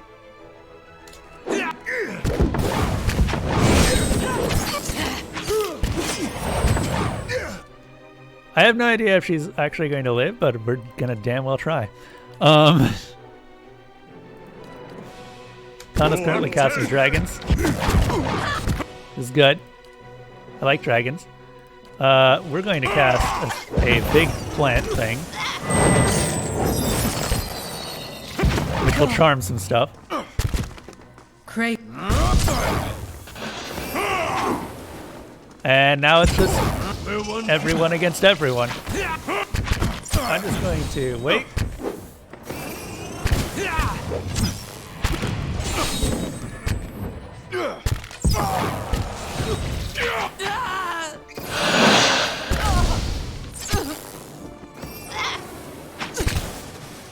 Seems fine. Dude,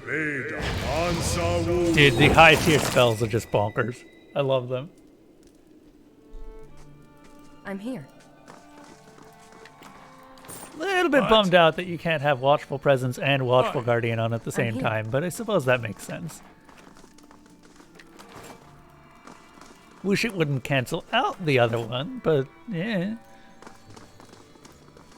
Here's like, a side of Andra I've never heard of. Who's there? Are we stealthing now? We may be stealthing now.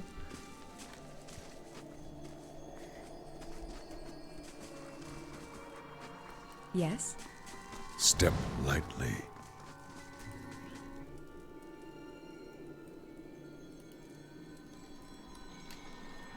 Okay, so I think the indication is that this is a stealth section. I'm here. And that sound will pull them towards you. Damn it. Okay.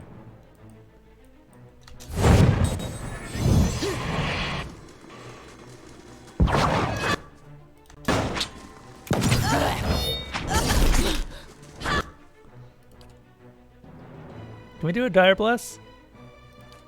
On everyone, really.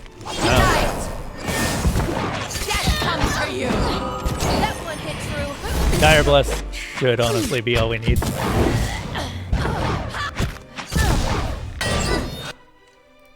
go ahead and gun frenzy.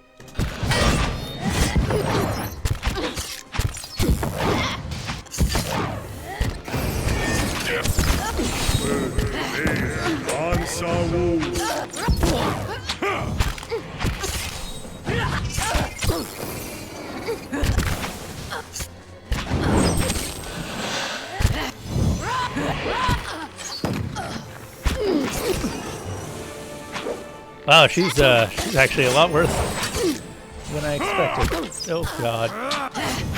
Yeah, I wasn't expecting her to take nearly that much damage.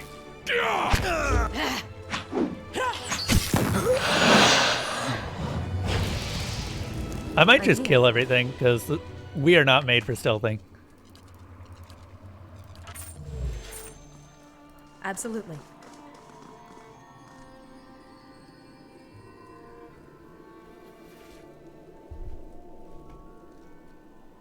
What is Zawa this? is ready. Zawa, what is going on with you? You've got some sort of I debuff. will.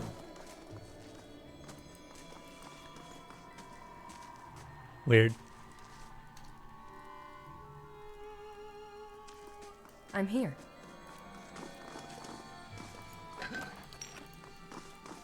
Andra's tear. So what is this thing? Is it just a brazier? It's a fancy as hell looking brazier. And what does the flame reveal? Ooh, there's a thing. Mm. Step lightly.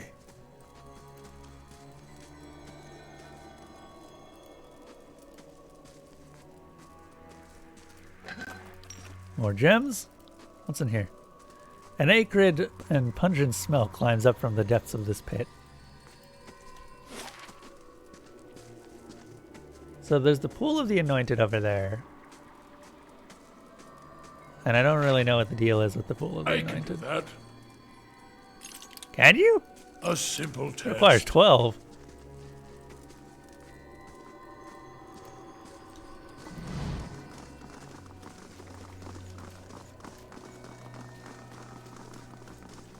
Hello?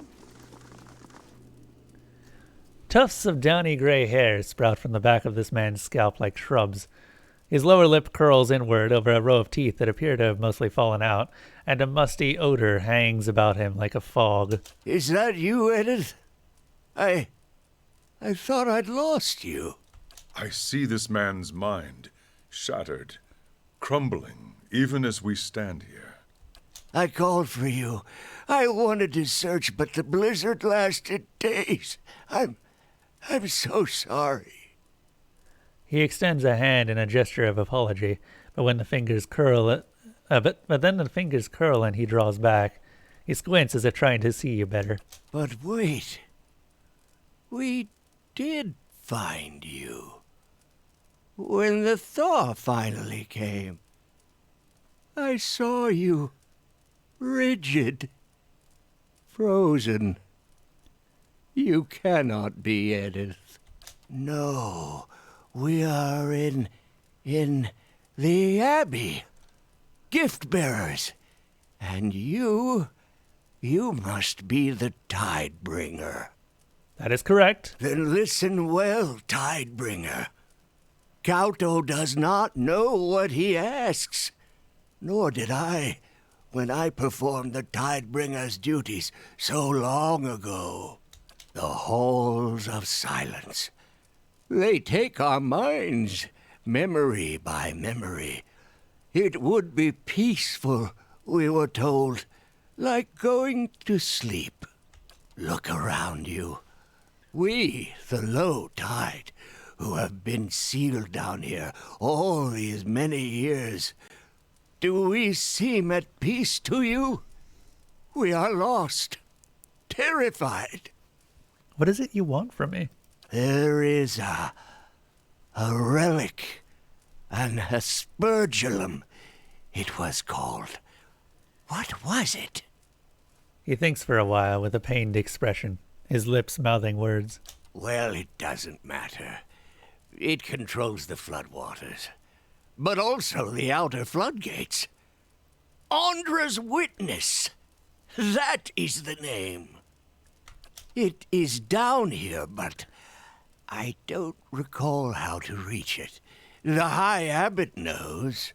If you can find out from him, you could set us free. Open the gates. We would leave in peace and finish our lives in dignity. Are you certain it's wise to release the low tide in this condition? We are all so old now. There is little damage we could do in this state. Once we are free of this place, we will be able to make memories again. The confusion and paranoia will pass. What is it that the Tidebringer is meant to do? The Tidebringer comes to replace the High Abbot. The ritual is called... It is called... The Rising. Yes. We carry so many memories. Tragic or dangerous some. We live above for a time, devoted to Andra. Then we come here to forget it all, wash our souls clean of the memories. When it is done, a Tidebringer is summoned. Those above, the high tide, they become the low tide.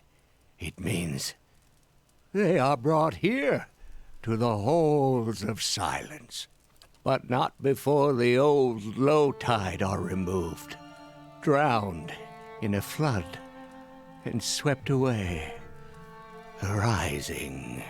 Your order attacked me, old man. Few of us know friend from foe anymore. I may be the only one left who can still speak for us. They are peaceful in their hearts. It is this place. It has confused and agitated them. Please forgive them. And who are you? No one has asked me in I don't know how long. Who was I? I was the High Abbot, wasn't it? High Abbot Varentis. That was me. Or the one before me, if not. No longer, though. I am just another brother of the low tide. I remember a woman. Was she my wife? She had curls in her hair, and she spoke softly. What became of her? I carry so many memories that I took from strangers who wanted to be rid of them. I don't know what's mine anymore. And there are so many holes. Every image a blur or a void. Would that I could be free of this place. Free to make new memories.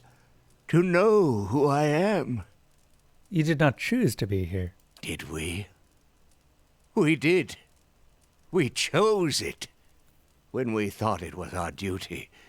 And that it would be peaceful. But the more we forget, the less we understand. Every day something familiar becomes strange. If I had known, I'd never have accepted my assignment to the Abbey. Nor would many, I suspect. He made his choice when he was of sound mind. He's not himself anymore. Better to finish the ritual and release him back to the wheel. I'll see what I can do. Use the door behind me. Safer that way. Yes?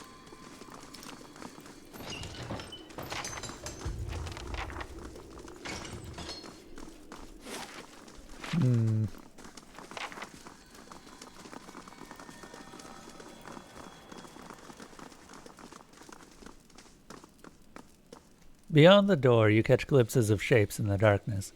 Wails and whispers, faint and erratic, echo from within the sealed halls.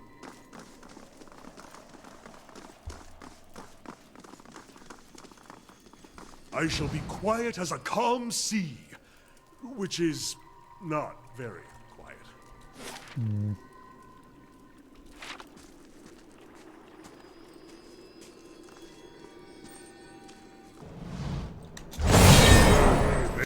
This poor guy. And his friends.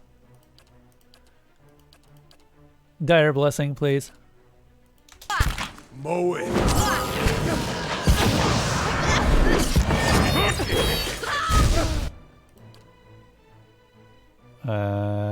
Just go ahead.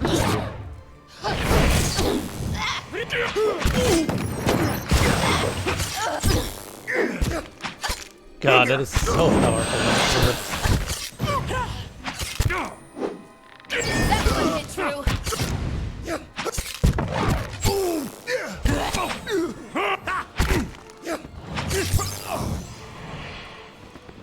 Well, that happened.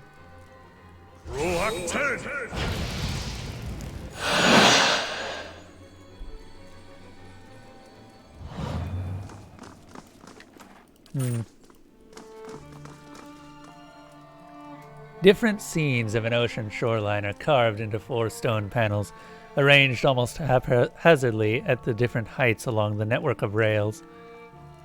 Inspect the panels. The panels are fixed to a set of rails that curve and crisscross in patterns that remind you of seaweed. There are 4 depressions in the wall behind the rails on which the panels look like they would fit.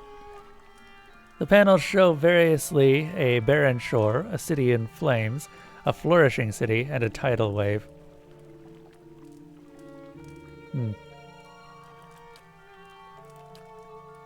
It appears that any panel can be slid into any depression by following the network of rails. Move which panel into the first one?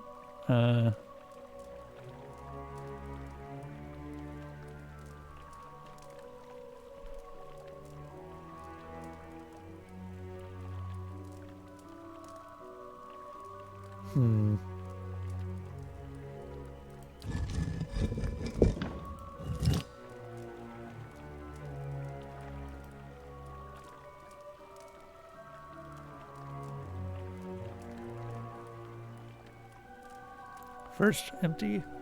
Yeah.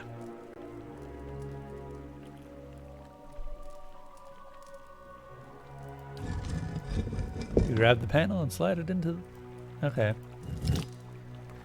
Once the panel matches the recess on the walls, you can...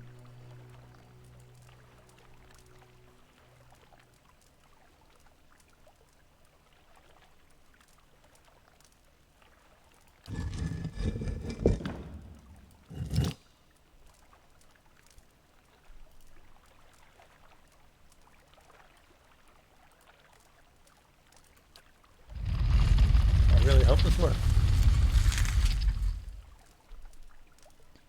You complete the sequence with the last panel, but it will not settle into the final depression. Suddenly, the stone slabs begin to move on their own and revert to their original positions. Interesting. Did I get it wrong?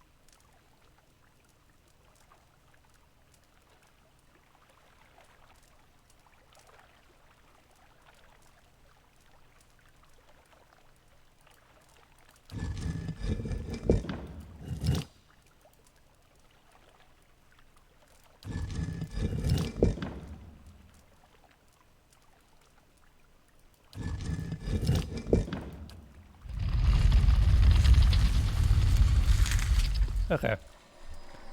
These are clearly meant to match the panels above. I'm gonna go take a look at those.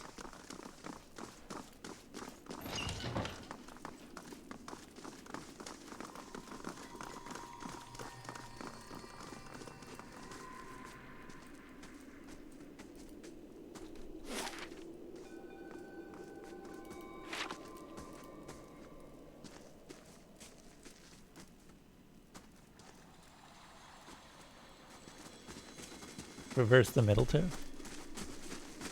I'm here. Did I? I'll go check the thing. It's weird because I could have sworn that Saman came before Disaman.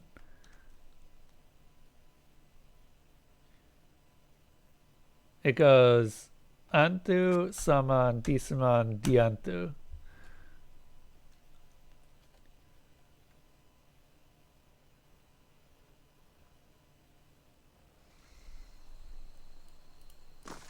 We'll take a look.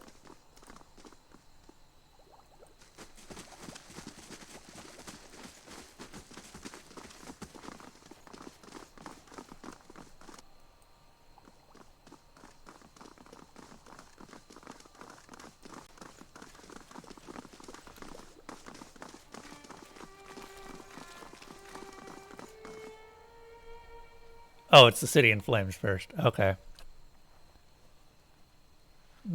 So Antu, Saman, Disaman. Okay. Yeah, I got it totally wrong.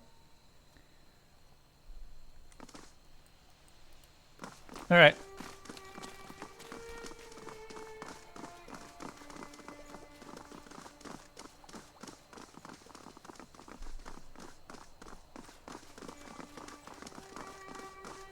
Let's go.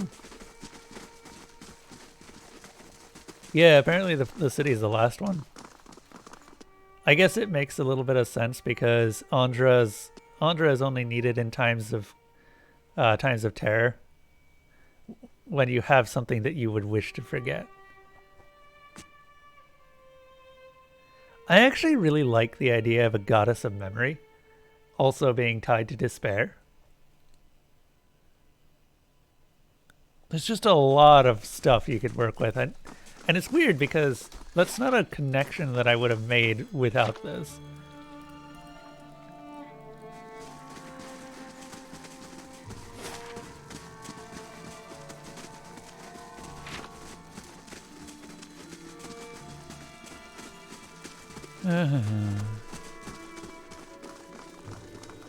Oi!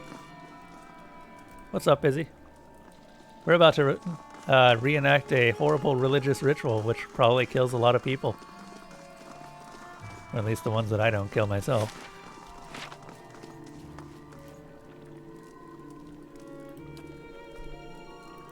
Okay.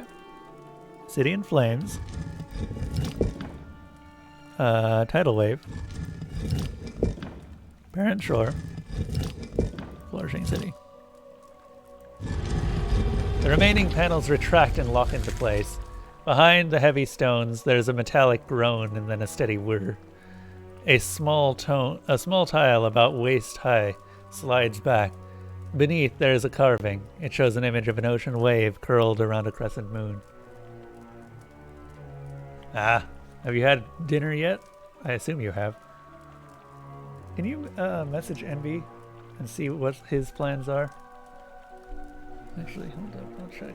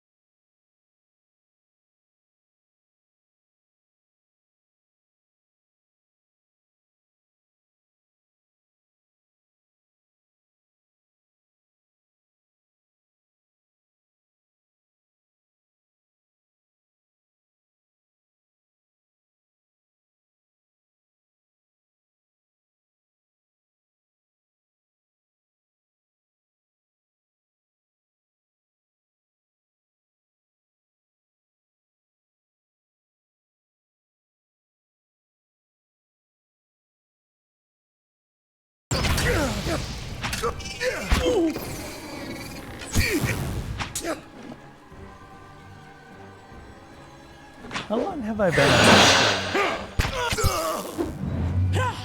I'm really annoyed with myself right now.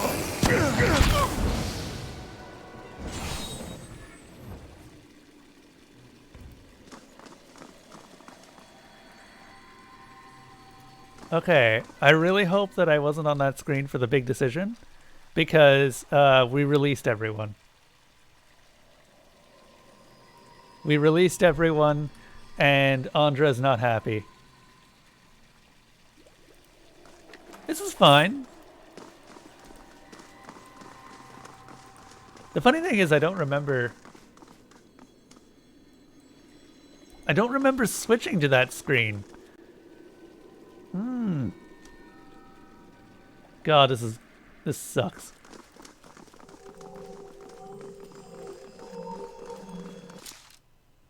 Okay.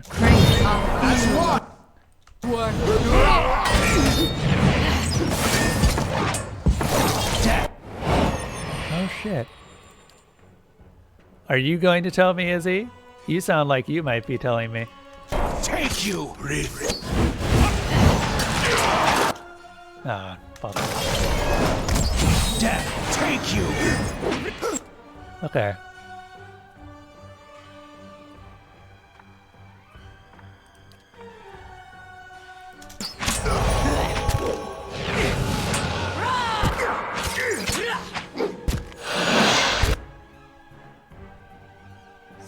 Damn it. Do I have a save?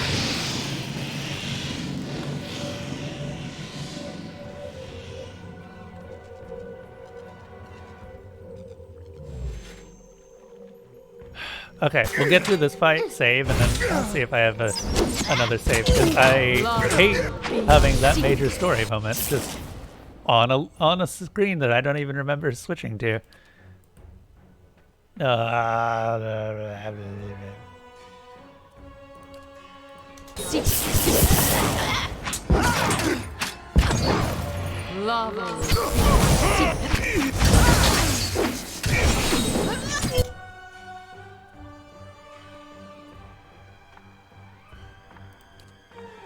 Go ahead and berserk.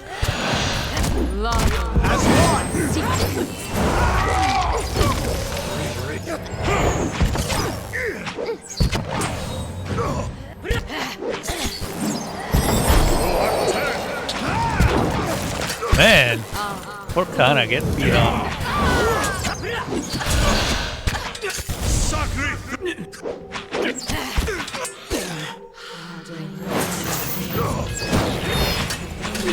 We're probably fine. Probably.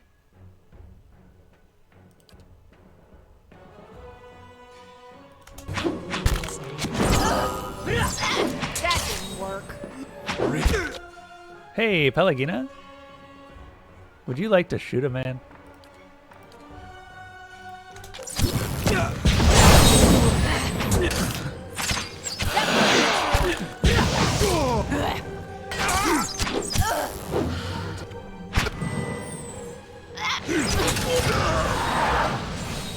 I think we're fine. I don't really need to micromanage this very much.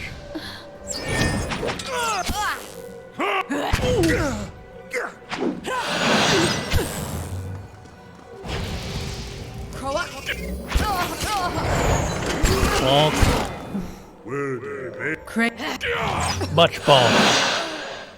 I'm here. Okay. Thankfully, if it has been about 7 minutes.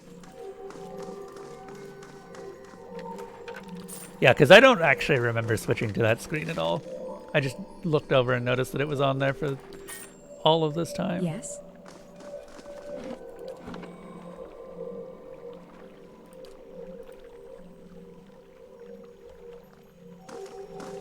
And I'm not going to change this, change a decision or anything, but yeah. Let's go back.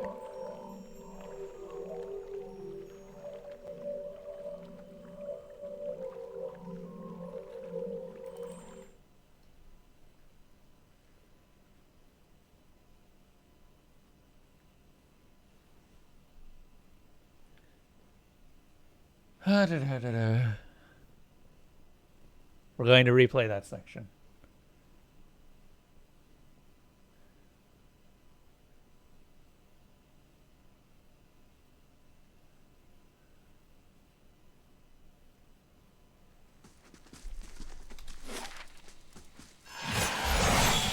Ah, okay, yeah, it's over here.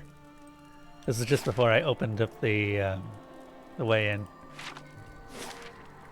That's not too bad.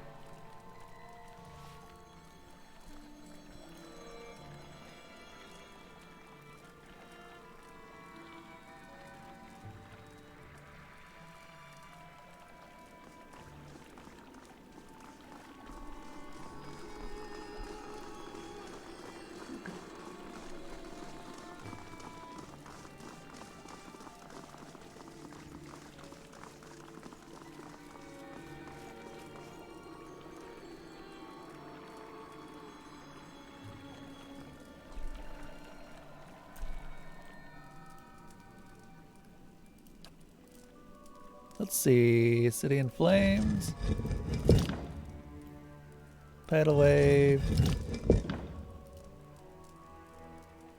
Barren Shore, Flourishing City.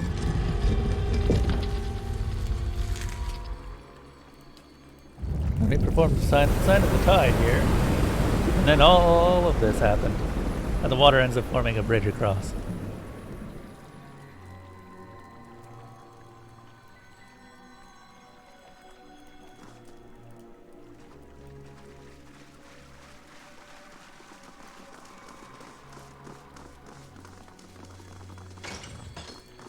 And then you can use that to open the shortcut back.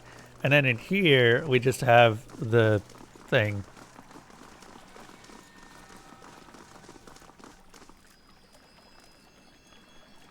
And there was an option to point towards the rising wave, which fills the area with water. And there was an option to point towards the opening gate. And you know what? I might as well do the rising wave while we're here. I'm just going to reload the other save anyway. A faint trickle of water is audible at the edge of your hearing. It grows steadily into a roaring torrent.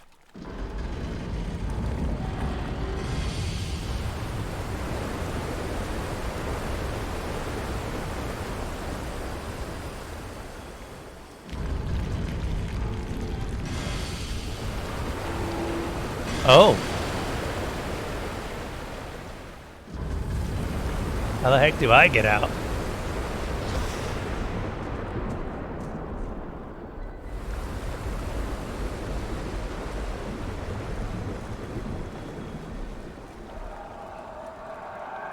Human voices echo through the stone halls, pleading, gurgling, screaming. And then, silence. With a click, the machine releases its hold on the strange rod. You pack the vessel away. If you hadn't drowned the Watcher, then their blubbering goddess would have, with a lake of smothering tears. Fantastic! I'm making a new save. Then we'll reload the other one. I kind of want to see what happens. Because I don't...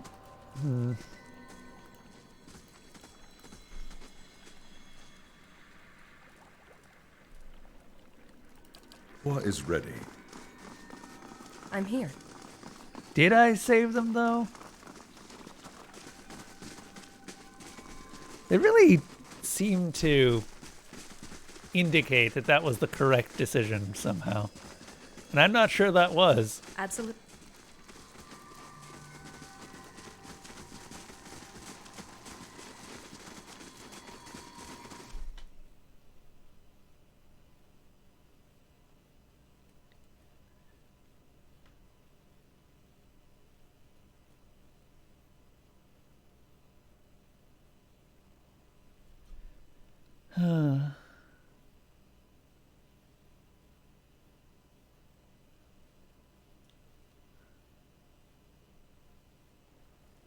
Okay. Okay. Honestly, between both of those decisions, it's a really hard one. Yes? Yes, Izzy. What is the poke? What's going on?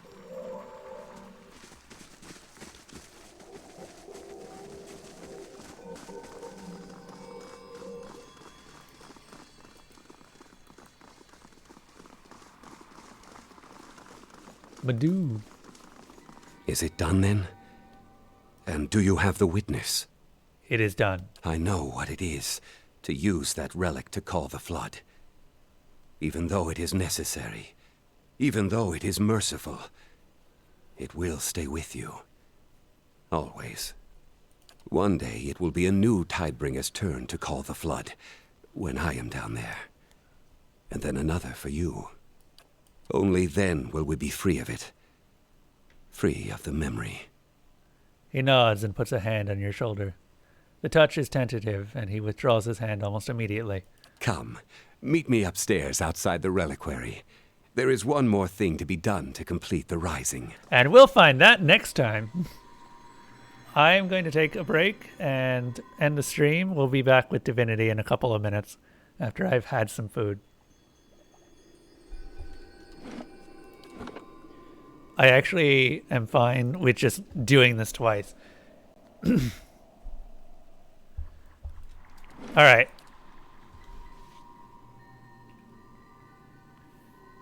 I'm not going to raid anyone yet.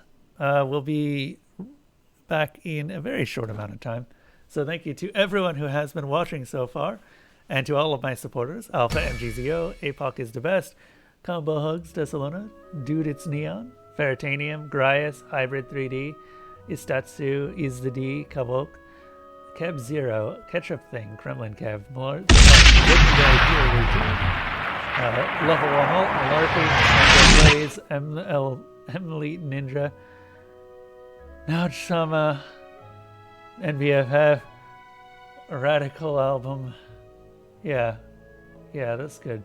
And to my Patreon supporters, reminder that in a month, we are switching entirely over to Patreon, so please do not sub. Any of the people that are on this list of supporters, Patreon is going to be the only one that is, or only thing that I'm going to be using for support. So, yeah. Good night until like 15 minutes when we start Divinity. I'm gonna go grab something to eat.